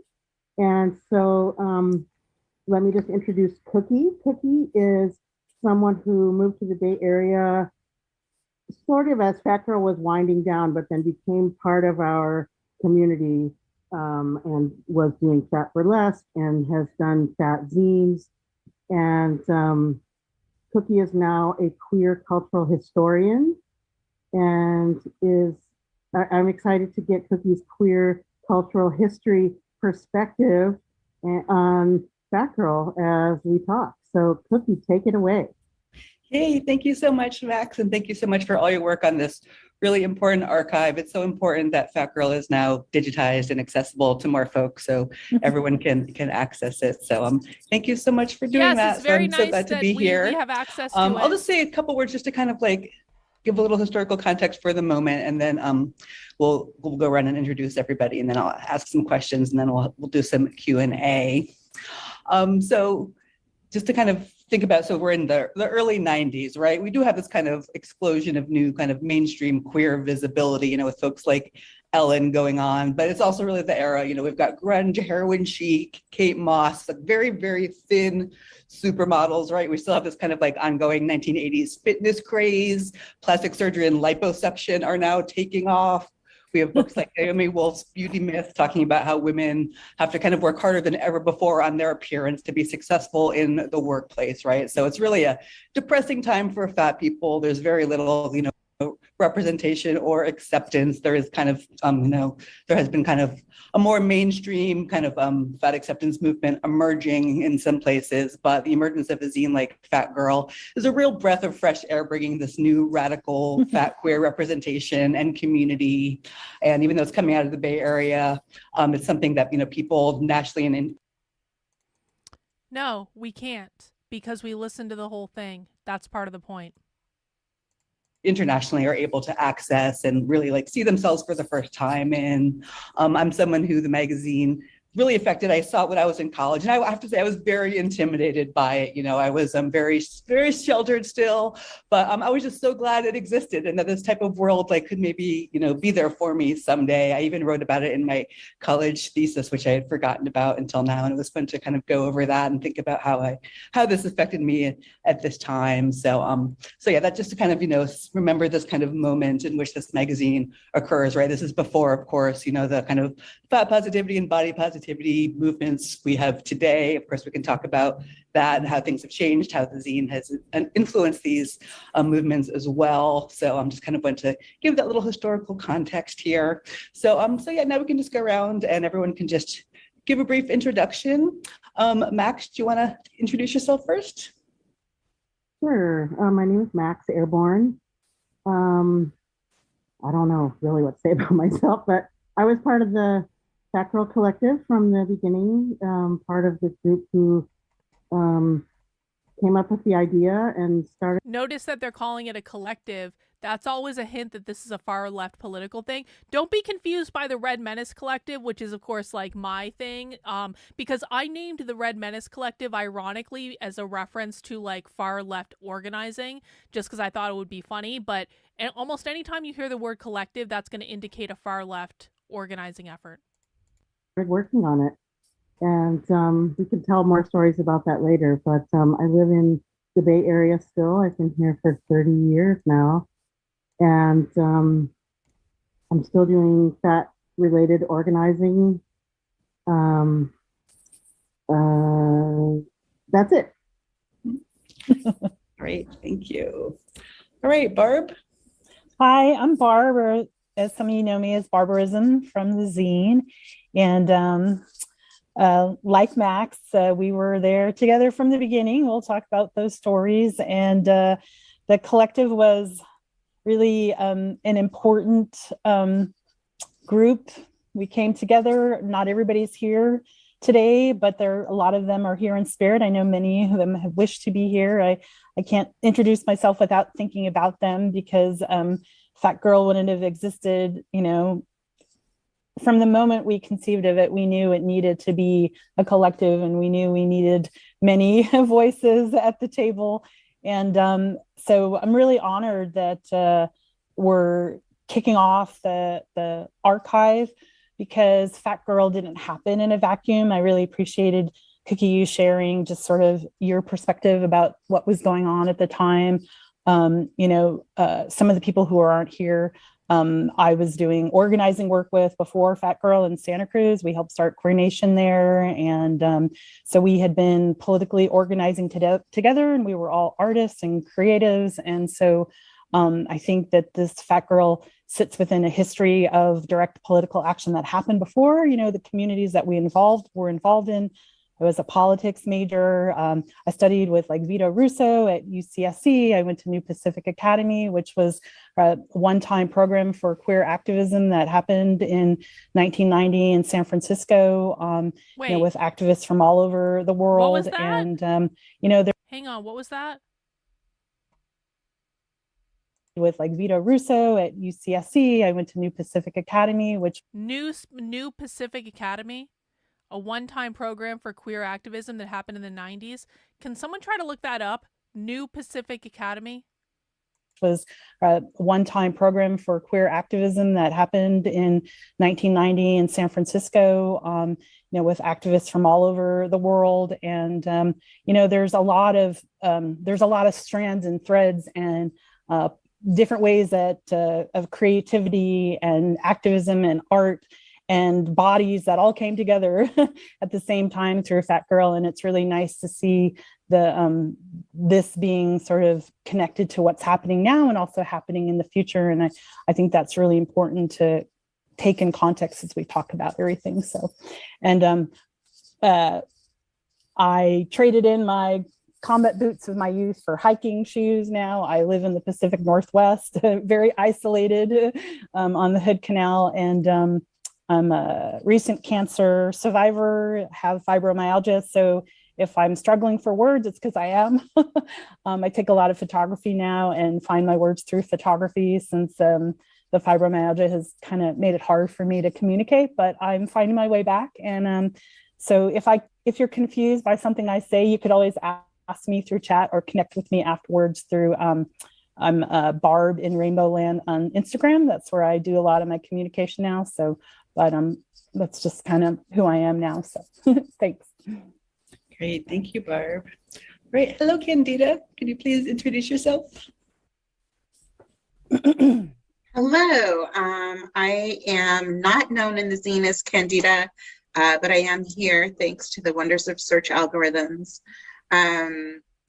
So, hi, today you can call me Candida. I also live in the Pacific Northwest in Portland. I was part of the founding folks of Fat Girl and was involved with the first 4 issues, and have since then moved on to a number of other kinds of intersectional fat activism, including several years working with No Lose. I really Reagan. am so excited to see several new faces here, and also familiar faces of friends and contributors back from the early 90s. So it's really exciting to see you all here. As Barb mentioned, there are so many others who were involved. And so it's a mini reunion, but it's exciting. Thank you. All right, Sandra, can you please introduce yourself? Hi, everyone. Welcome. I'm really glad to be here with you all, and missing the rest of the collective, but everyone is in my thoughts as we talk about all of this. My name is Sandra, and I joined Fat Girl as kind of the second wave, and it was a long time ago now. I was reviewing some of the zines before today and just realizing, I was in law school at the time. I had forgotten that. I was talking about the book I was hoping to write in one of the zines. So I'm excited to say, like, that did happen. And I went on after the last issue of Fat Girl. I've been doing legal work that's related to weight. I am retired now, but that was my career. One of the first people looking at weight as a civil rights and a fat justice issue, and trying to get us protections and help fight for our rights. And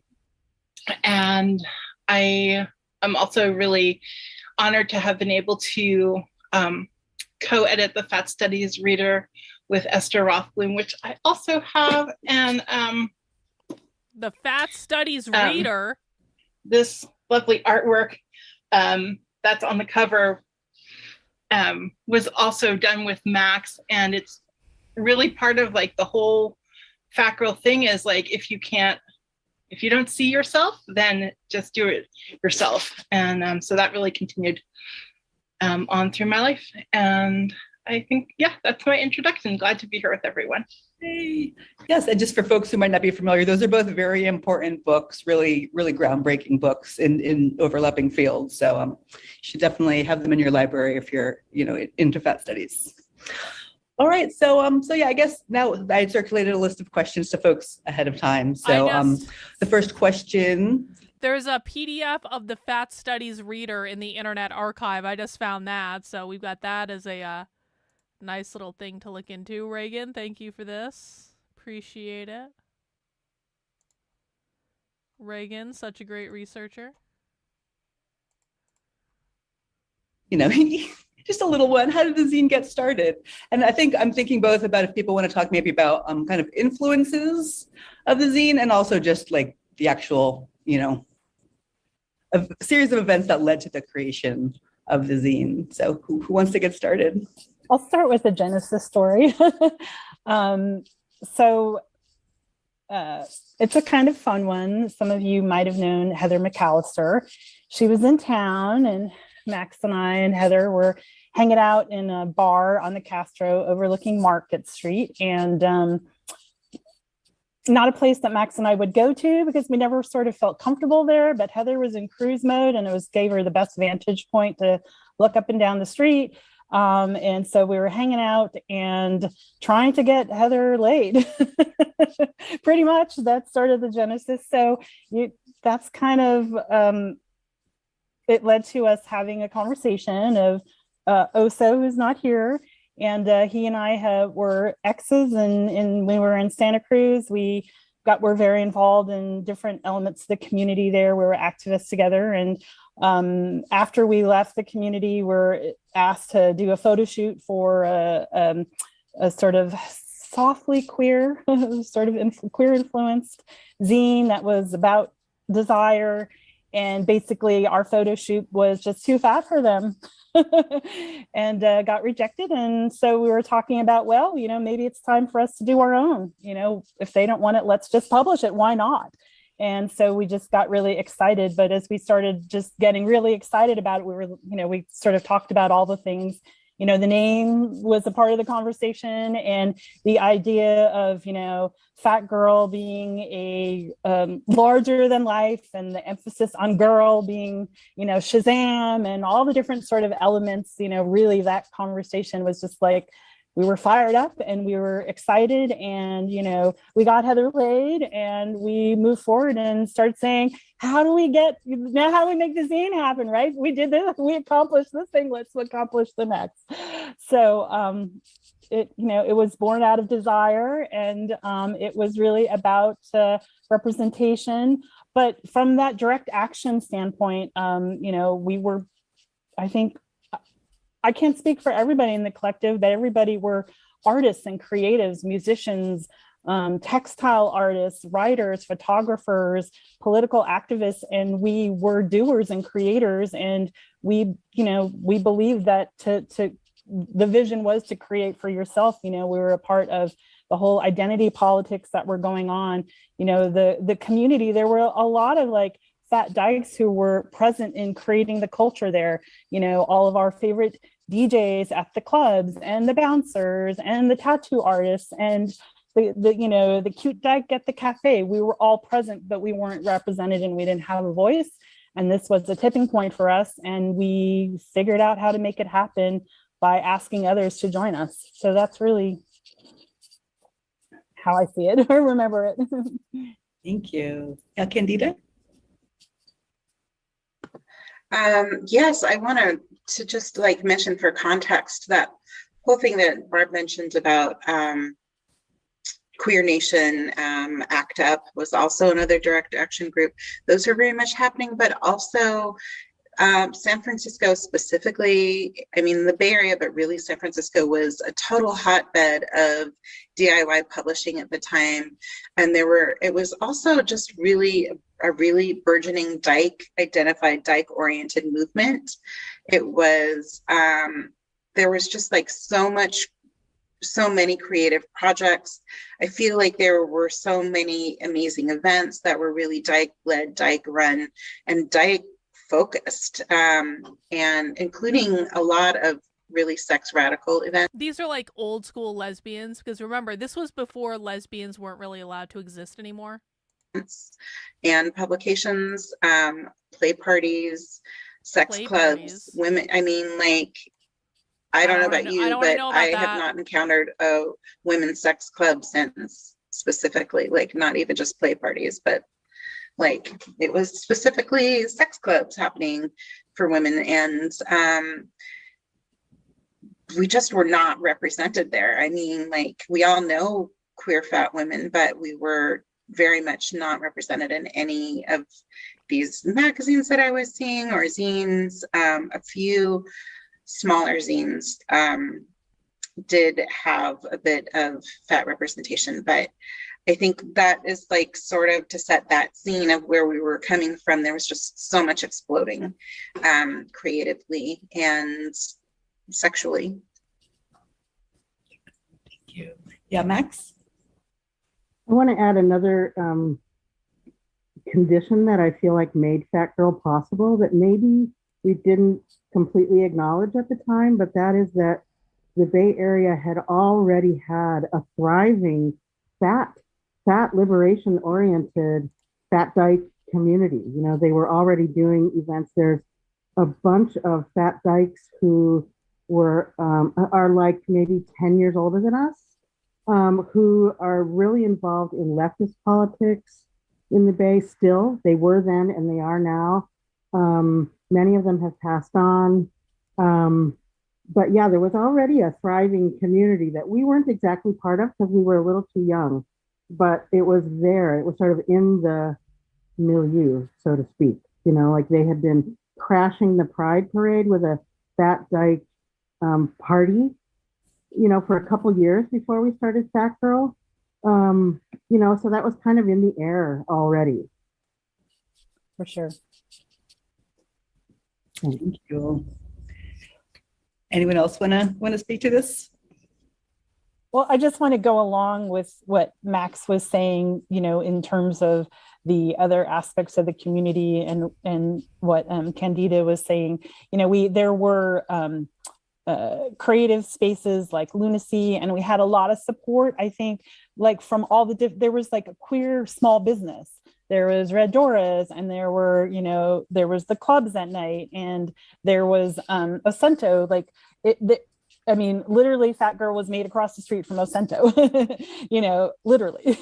And there was so much going on in terms of like the growth of the tech industry that also was a huge influence on our ability to get this done, and support from other zine makers, like from Brad Attack. And we had support from, you know, Modern Times, A Different Light. There was the, you know, Epicenter, which was. So I just want to point this out, like, and this is not exclusive to like fat activism, but when we're talking about zines, when we're talking about this use of propaganda to spread leftist ideas, I really want people to understand that even though they look kind of janky and they look hand drawn and they look like they're put together on someone's kitchen table, this in the 90s and in the 2000s, and even this is still done up until this day, but it was really very popular back then.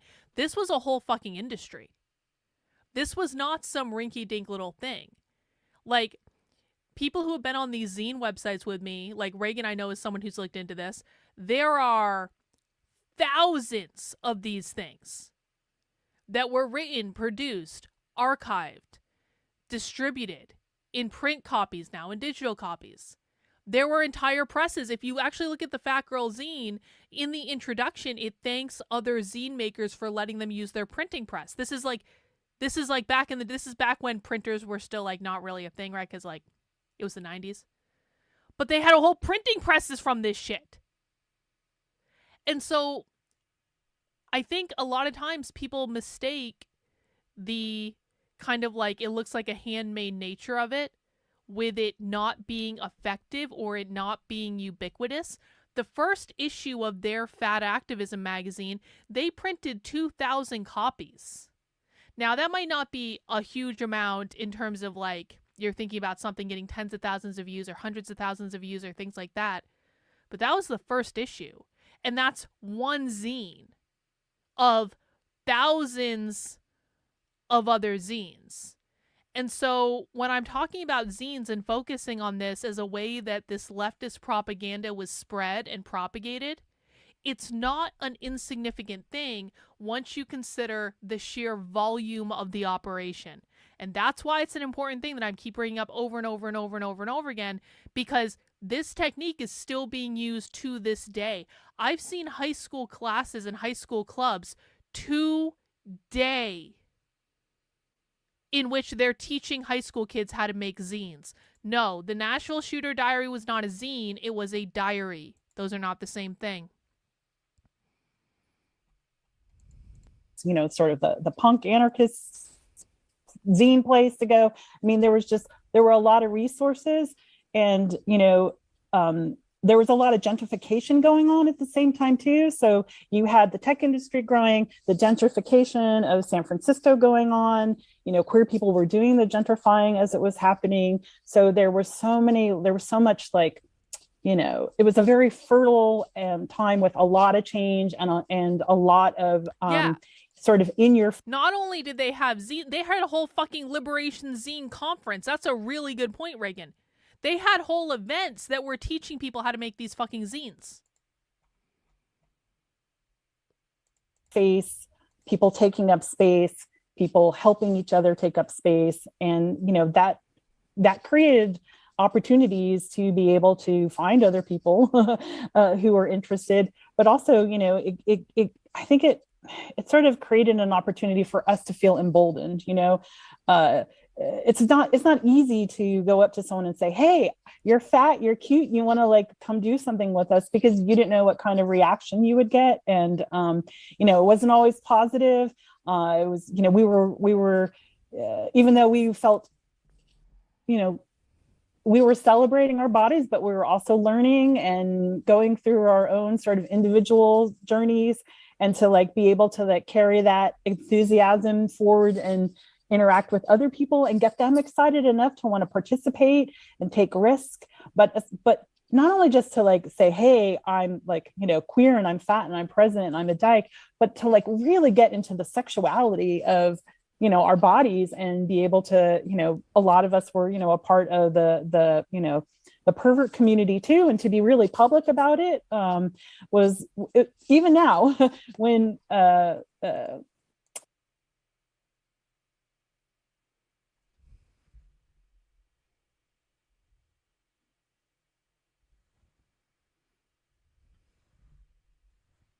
excuse me, what?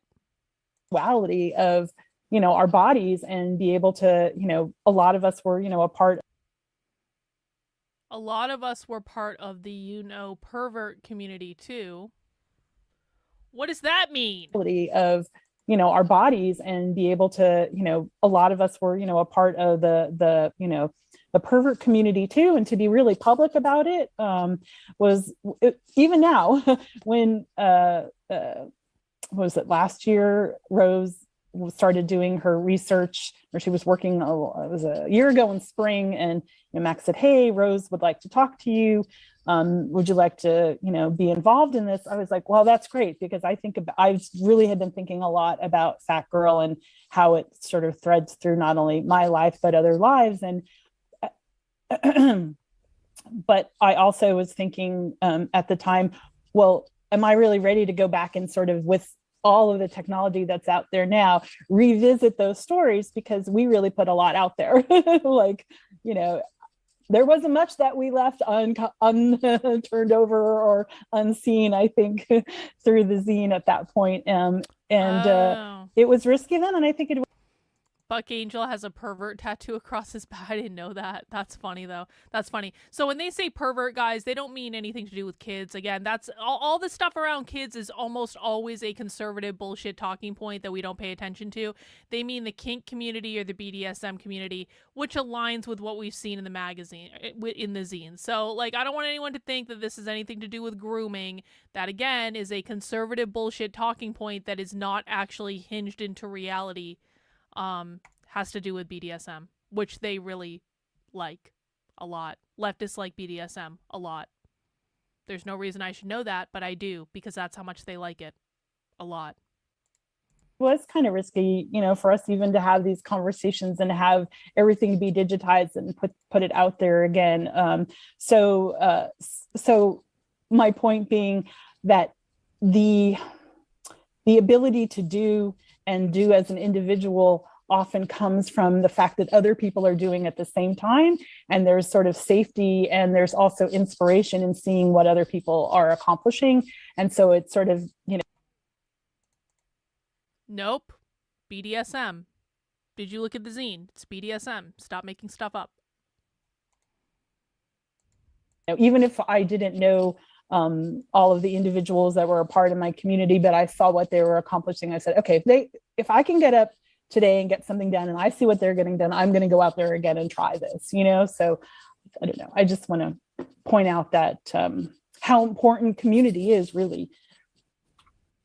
Yeah, and I mean, looking back at it, I mean, aside from first off, it's like a collectively created magazine, right? But beyond that, like, it's so clear that it's, you know, part of this larger community and conversation. There's so many people involved in every issue. Sandra, did you want to say anything for this first question? Well, I wasn't involved in the starting. So my story is more about the continuing. So I'm sure it'll come up as we go along. All right, great. I was a wannabe. I was just like contributing and wanting to be more involved.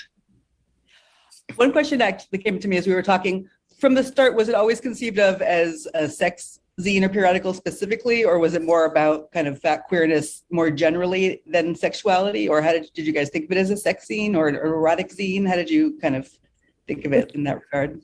I don't think we thought about it in terms of, we felt like you couldn't have one without the other, but it definitely was like smut driven.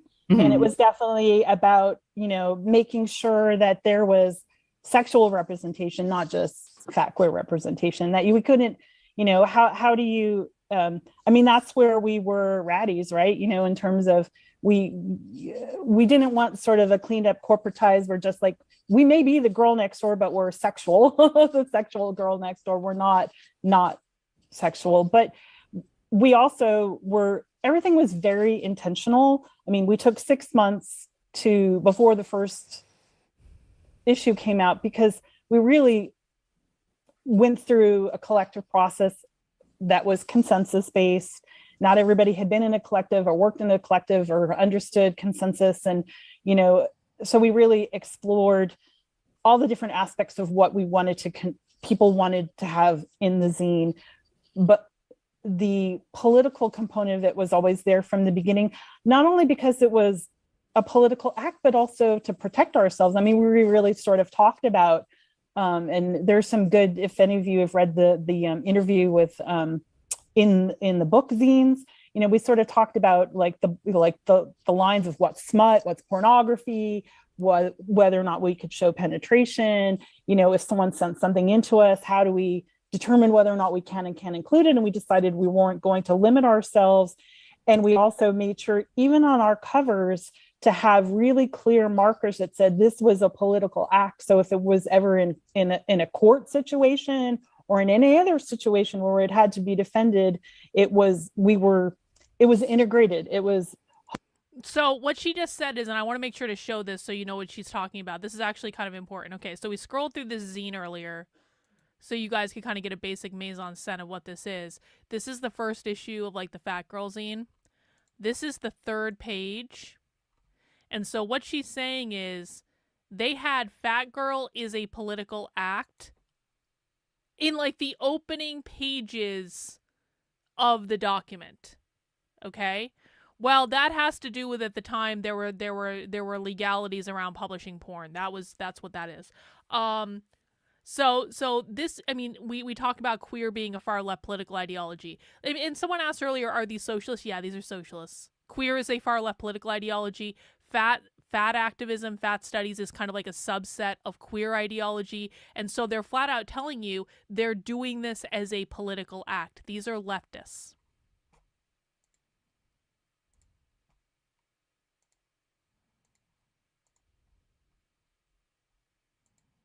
Holistic. It had all of the components of who we were. You know, that was integral to why we did it, I believe. I mean, I don't know, maybe you guys disagree with me, but. No, I think it was very, we were very explicitly sexual as a radical act and as a political act in and of itself. And we were sexual as a radical act, as a political act in and of itself. Part of that was many different kinds of sexual representation. So that was perverted sex, that was vanilla sex, that was fetishes. It was. Does everyone understand why that is? Does anyone have questions about why they're saying we were overtly sexual as a political act? I want to make sure we don't gloss over this. I just want to make sure. If you have questions, ask them. If you don't have questions, Then you don't get answers, I guess. All right, I'm just going to assume no one has questions.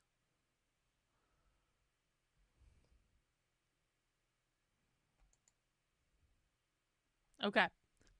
So sexuality, when it comes to especially fat bodies in this case, is something, so people are asking, why is it a political act to put fat porn in their magazine? First of all, they're pushing back on this idea that capitalism has created this world in which fat bodies are not seen as desirable, in which they're not supposed to have sex. So that in and of itself is queering the idea of what we think of as sexual beings. Also, sex work is something that the far left pushes. It's something they're very open about. So that's about bodily autonomy and that sort of thing. Also, just the idea of being subversive to societal norms. In this case, it's not necessarily about sex. I hope people understand that. It's not about sex. It's not about being lustful. It's about utilizing sex as a pushback against societal norms, and even presenting these overtly kind of gratuitously sexual images as a way of saying we don't adhere to your societal norms. That's the basis of queer. Does everyone understand that? It's not just about appearance. People are saying it's about appearance. It's not just about appearance. I said that. Does everyone understand what I just said? No. I didn't say any of this. This is where listening becomes fundamental. I didn't say this, so I don't know why you're saying it back to me. I didn't say they don't want you to like sex. I didn't say any of that. That's not what was said. So no, completely wrong. What don't you understand? What don't you understand?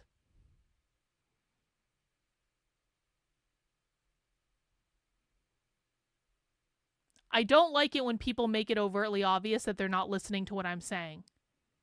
So I want to make sure you understand explicitly what I said, because now you've repeated back to me something that is completely and totally not related to anything I said at all.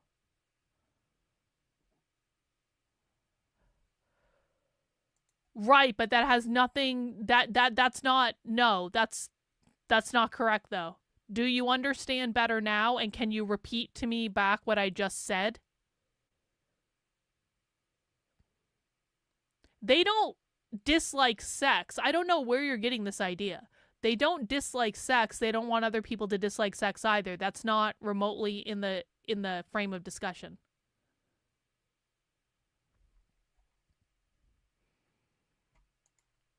They're being sexually transgressive to dismantle normativity, not just heteronormativity, nor just normativity, but really close, and therefore the nuclear family, and therefore, yeah, I mean, this is actually pretty dead on. The only critique I would give is, like, don't say heteronormativity, because the only reason we see the word heteronormativity show up in some of these earlier publications is because it was before gay marriage was legalized. But you always have to remember, they don't like homonormativity either. They don't like the gays assimilating to normativity either. So I prefer and just recommend people just use the term normativity. You obviously can do what you want, but that's how I would label it. Okay. Well, no, that's not why they're doing it. That's not why they're doing it, though.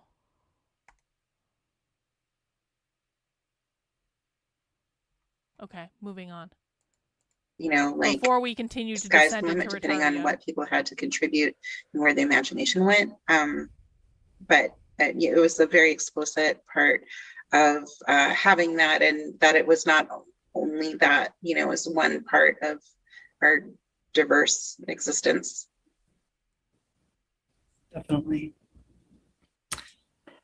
Shall we move on to kind of the process of creating the zine? It's been, you know, talked about a little bit, but did you guys have like regular weekly or monthly collective meetings, rotating households, or, you know, can you paint us a picture? I don't remember how often we met. I mean, I think all of our meetings took place at Barb's house, which, as she mentioned, was across the street from OSAN. They literally said vanilla sex. They don't disdain vanilla sex. They literally, do I need to rewind you and show you the part where they explicitly talked about including vanilla sex? Because they do not have disdain for it. No one ever said they had disdain for it. Guys, I'm going to be very, very blunt. This year, I am going to intellectually beat the ever-loving fuck out of people who continue to make shit up. Not physically. I can't do it physically. Because people who continue to come into my chat and just make shit up that is not grounded in reality and not grounded in what's being said, you are driving me fucking insane. You're making shit up that hasn't come out of my mouth, that hasn't come out of the mouths of the people we're listening to. You're just making shit up. And it's not helpful. Everyone needs to start to get better at listening. Everyone. Because if you are not capable of listening, then you understand nothing. Yeah, exactly. People are reading their own biases into the material. They see something tangentially related to something that might be Christianity and they go, they want to destroy all Christians! Even though no one has literally no one's mentioned the church. But no, there's some sort of angle on it that adheres to that, or this idea that they must hate vanilla sex. No, they haven't said that. Literally no one said that. You have to look at things for what they are. Not putting your own biases, not putting your old hang-ups, not putting the conservative bullshit talking points that are completely unhinged from reality. You have to look at the evidence right in front of you. And this might take some practice. It really might, because a lot of you have lived your entire lives without actively listening to other people. And isn't that a sad state of affairs? Do you want to know why the world is so fucked up? Because no one listens to other people. But we are going to do that here. And if you can't do it, then I'm going to intellectually slap you in the face until you learn to start. Which is a women's bathhouse that used to exist. And so we would sometimes sit in the window and watch the dikes coming and going from Central. But Barb had a good sized living room. And so I feel like when I look at our old pictures, what I see is us in Barb's living room or in Barb's bedroom. They were conjoined. It was a big Victorian living room. It was a queer household in the Mission. And it was challenging, actually. We wanted to rotate to other places. We looked for other spaces, and other spaces couldn't accommodate all of our bodies in terms of the chair support. We had enough, the physicality.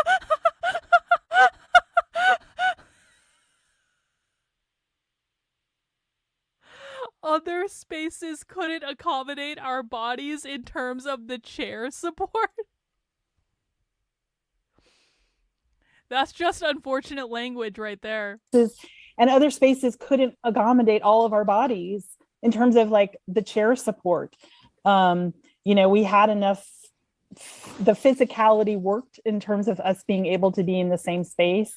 And it was hard. It was up one flight of stairs, which we knew was a challenge. And from the beginning, we were aware and it was up a flight of stairs, which we knew was a challenge.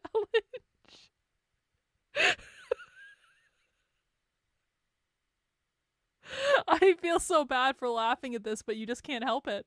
Went to other spaces. We couldn't find anywhere we could fit or that wanted us. So it was kind of hard that way. So yeah. And then I know that there were complications when this was for the first 4 issues. And then I'm not certain where the meetings happened after that, but I know that one of the reasons why there was problems with them staying together was actually having a space and finding places to be where that would work. Sandra, do you? Yeah. So speaking for the sort of the rest of the post 4 issues of Fat Girl, we met in lots of different places. We really rotated our houses.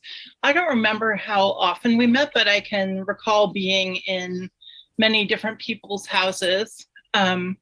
So that, like, the meeting place didn't seem like a problem for us. I think that, like, one of the challenges that we faced was, some folks left, some new people came on. I think that there was fatigue for people who had been there from the beginning. And I think at that time, I think a lot of the people who were then on the zine were also, looking for work or working like underpaid jobs. And it really was a very big project on top of, just surviving in the Bay Area, which at that point felt like it was getting harder. Things felt like they were getting more expensive. And that's really like what I remember as being a big part of the challenge. I can't remember why, but I think that we changed publishers at some point, because I very much remember going and interviewing different publishers and that being a real challenge. And Printers or? Printer, yeah, printer. Yeah. People actually produce the zine itself. Does anyone else remember like anything about why that happened? I think it was like after you all, but maybe someone talked about it. I remember actually reading, there was some reference to just the level of sexuality that was on press for them and their comfort level with it. Oh yeah, and that's why. Yeah, and in terms of like the meetings, a lot of the meetings were about planning, and the zine itself, the meetings weren't about creating the zine. It was about, Osa was just talking to me yesterday about how much he really enjoyed the going through the mail, because that was when people would take the time to mail you something, and they'd mail letters and really personal, interesting things. And sometimes things that were hard for us to receive, and we would sort of process and talk about.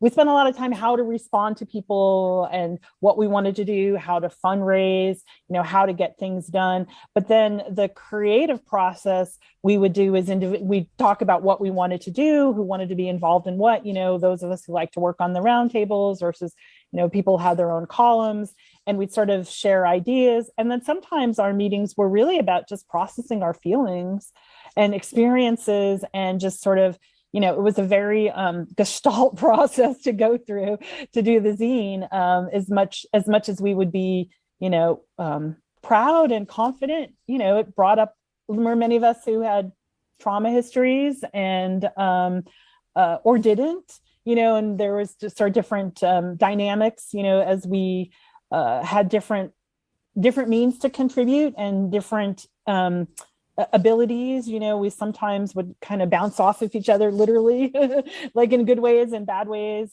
So it had all the sort of ups and downs of collaboration. But for the most important thing is, like, we laughed together a lot and we ate together a lot. And it was like a really great thing to like be able to be somewhere you could be so free, you could eat whatever you wanted in front of the people you were with. And it was very freeing.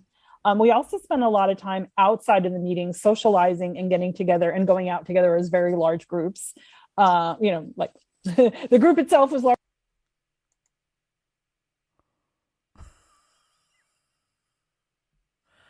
They just keep joking on themselves in it. We would go out together as very large groups. Yeah, I bet you did. Large, and we were also larger than life, not only size wise, but just personality wise. All of us had sparks in different ways. Some of us were loud, some of us were bright, some of us were noisy. And so we became like a real sort of physical presence in the community too. And I think that elicited interesting reactions, but mostly positive. So that the collective meeting wasn't just where things happened, It's interesting to hear that, because I think that by the second wave, it felt different. Like there was more focus on creating together, and I think less focus on processing.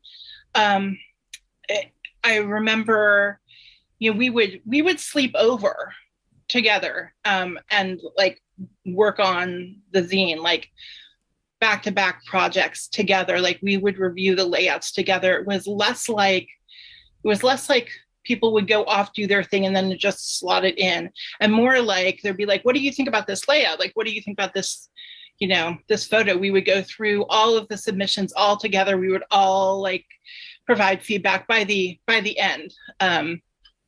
And it was very cool. Like there were definitely some folks who, had been able to put, I would say, like boundaries around what they wanted to do, especially people who had been there from the beginning, had really kind of fine-tuned what they wanted to do and what they didn't want to do. And then I think there were like some of the newer people, but also April, who was just like, there really weren't, it wasn't really possible to have boundaries and get the zine out in the way that, I don't know, in the way that maybe like would be nice, but it was just like you had to push and do it at some point. And I just remember like wonderful like connection and creativity, and how amazing it was to read everyone's letters and hear how the zine was affecting people in so many different locations. And some of the letters that stick with me the most were actually not Fat Dyke letters, but letters from other people who were like, you've captured something that's so important that I can't find anywhere. So even though this zine isn't like for me and isn't about like my interests sexually, like this zine is giving me life, and thank you. Oh. Does anyone else want to talk about the process of creating it? Did you get a lot of, did people write in and say, I want to be in a photo shoot? Like, did you find, a lot of the content come from readers, or was it mostly local folks? Or? Yeah, it did. I forgot. I was going to add one thing about the printer. So I just remember like shopping for a printer who was willing to actually like print the zine. And that was a really hard process. And I specifically remember going from printer to printer with April, and we were just,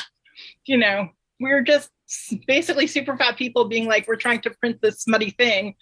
And it's about fat dykes, and how do you feel about doing that job? And I remember the printer we ended up going with was like,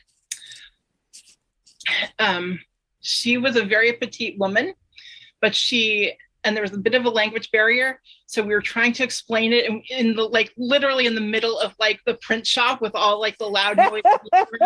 So we're kind of shouting and trying to explain, and we're really towering over her.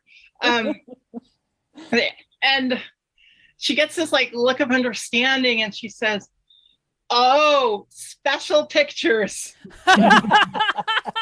And then story. Special pictures. Special pictures. It was very sweet, actually. Yes, Candida. This is to respond to your question about photo shoots and whether people would request them. And I know that some people provided their own photo spreads. And also we have joining us today Laura Johnston, who is in the background here, who did many, if not all, she did most of our own shoots in terms of things that we would shop around together, at least the first 4 issues, can't speak to, and several after that, actually. She was kind of our main photographer in terms of collaborating with, what we wanted and what we're envisioning, and just bringing that out. And like, I feel like her artistic genius was so inspiring and also really gratifying, because she did beautiful work, and it felt like a comfortable filming environment too. I can't say, I don't know if any people that we didn't know requested a photo shoot. I don't remember Laura ever shooting somebody who she didn't know out of the blue. So I don't know, it may be in chat, that's something that she might be able to speak to, but. just to emphasize, like literally film. Like I think today we think of like cell phones. It was a much more difficult thing at the time to take photographs. Yeah, she had her own studio. she was a real photographer, and everything came in print. We got stuff in print, where people did shoots elsewhere, and we would scan it. And one of the things that was really great about the process was the fact that it was the time that desktop publishing was coming about. And while I love your story, Sandra. It's really special to know that Max and I worked for like a very large tech publisher, and we worked for what was kind of considered a renegade business unit within this large corporation in a lot of ways. We had all of our coworkers knew we were doing this, and they bought the zine, they supported us, and we got official permission to be there off hours and use the professional magazine scanners to scan everything, and use the desktops to do all the publishing the first couple of issues. And we used our some of our training and applied it to that until we could fund having our own computers to be able to work on. So the rise of the tech industry was happening at the same time, and definitely had its influence in our ability to make this happen. So it's sort of interesting how liberation happens in the cracks, in the shadows of what's going on when you take advantage of other resources. So. Yeah, I just want to add that I feel like the fact that we had jobs in that place is, like when we first talked about doing the zine, we were imagining, or at least like I know Selena, a collective member who's not here, what it was going to be like a small Xerox thing, but the fact that we had those jobs, we got to go get free training in how to use Photoshop, how to use Quark Express. Like our work paid for us to do that because it was sort of related to our job, but all the skills went directly to Fat Girl. So that's why it became something fancier than what we had really envisioned. Yeah, I took classes on, layout, like in terms of masthead layout and magazine layout. And so, the first couple issues were very intentionally laid out so that we stuck out on a magazine rack in the shops where you could see all the information you needed to see, because we knew we were going to be put at the back, let's stick them in the back. And I said, well, we're going to stick out.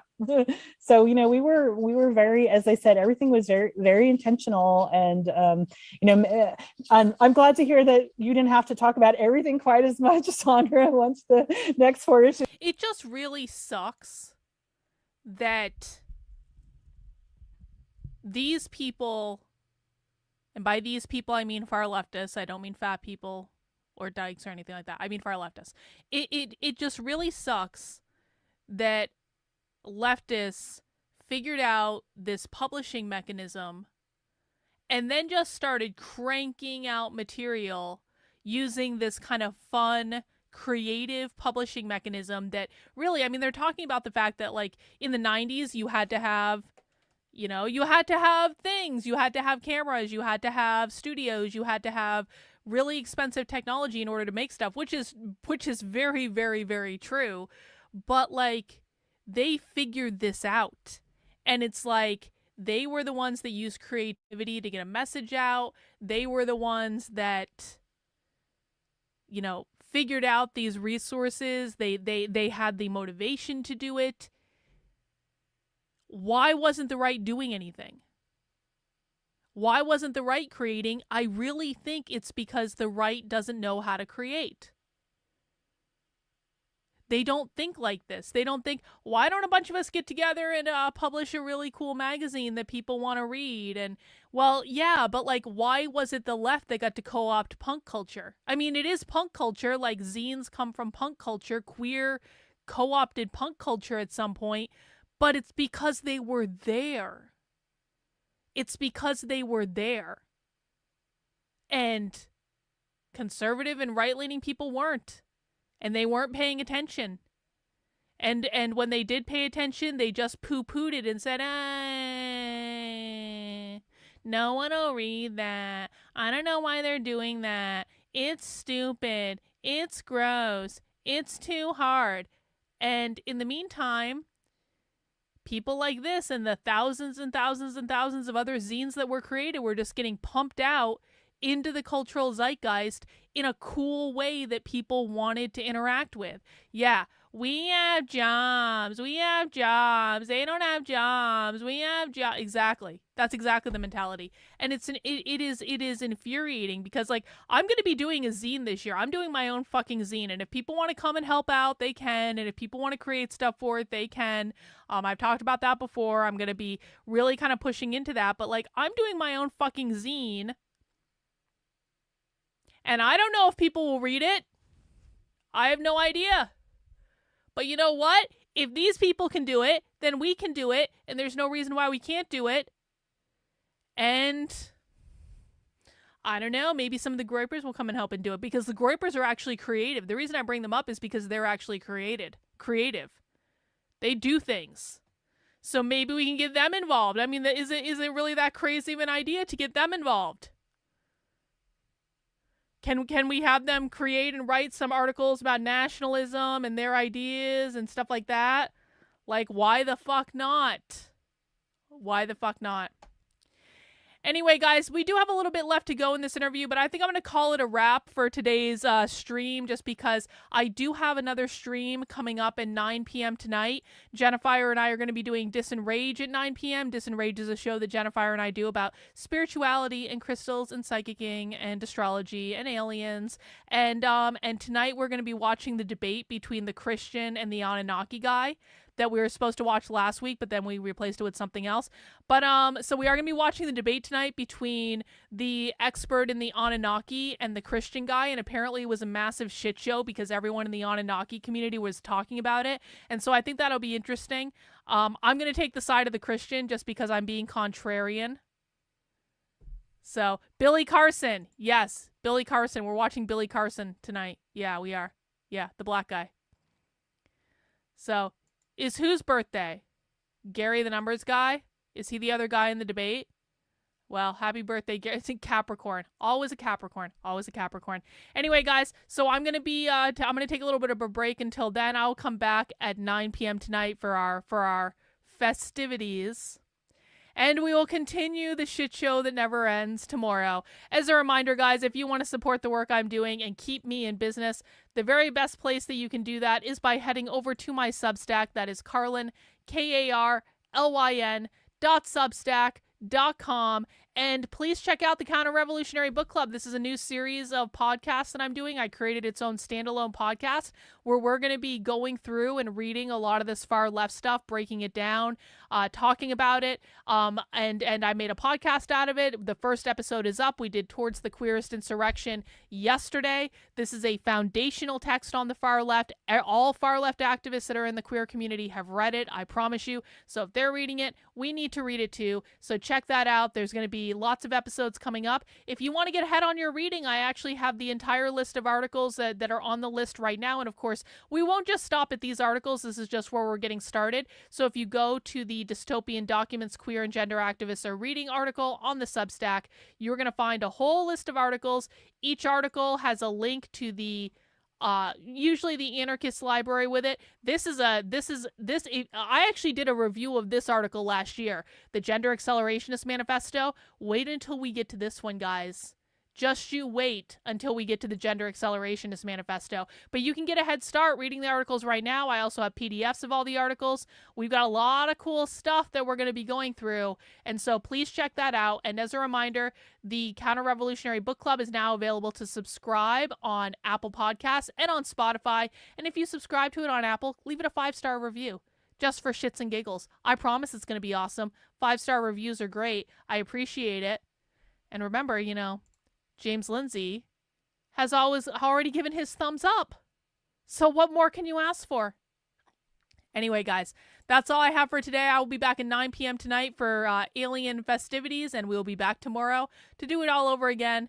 And please mount the like button on the way out the door. Please subscribe to the channel if you have not already. I'll see you guys soon. Bye.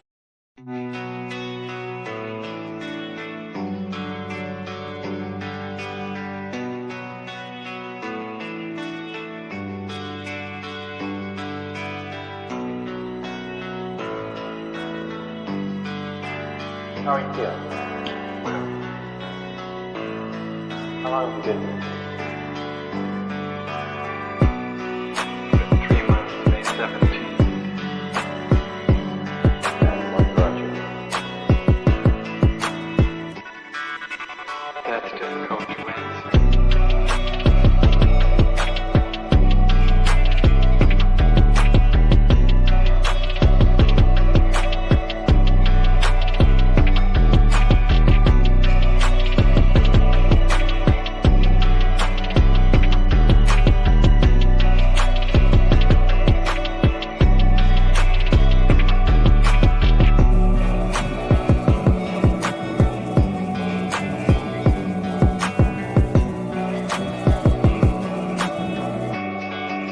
To give you some idea.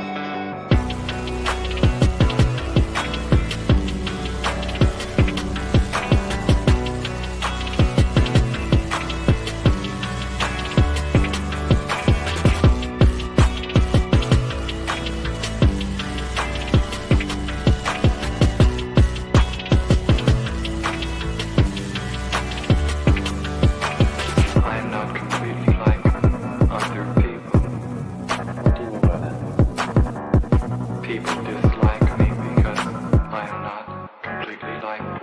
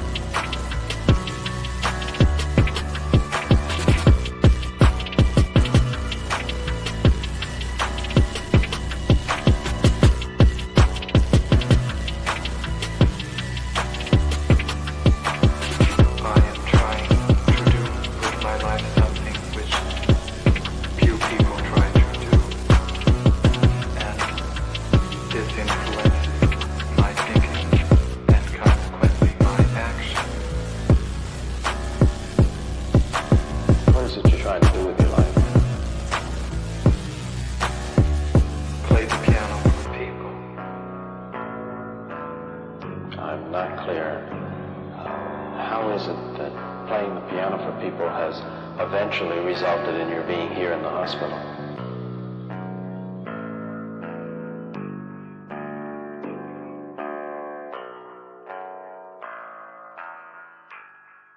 That's difficult to answer.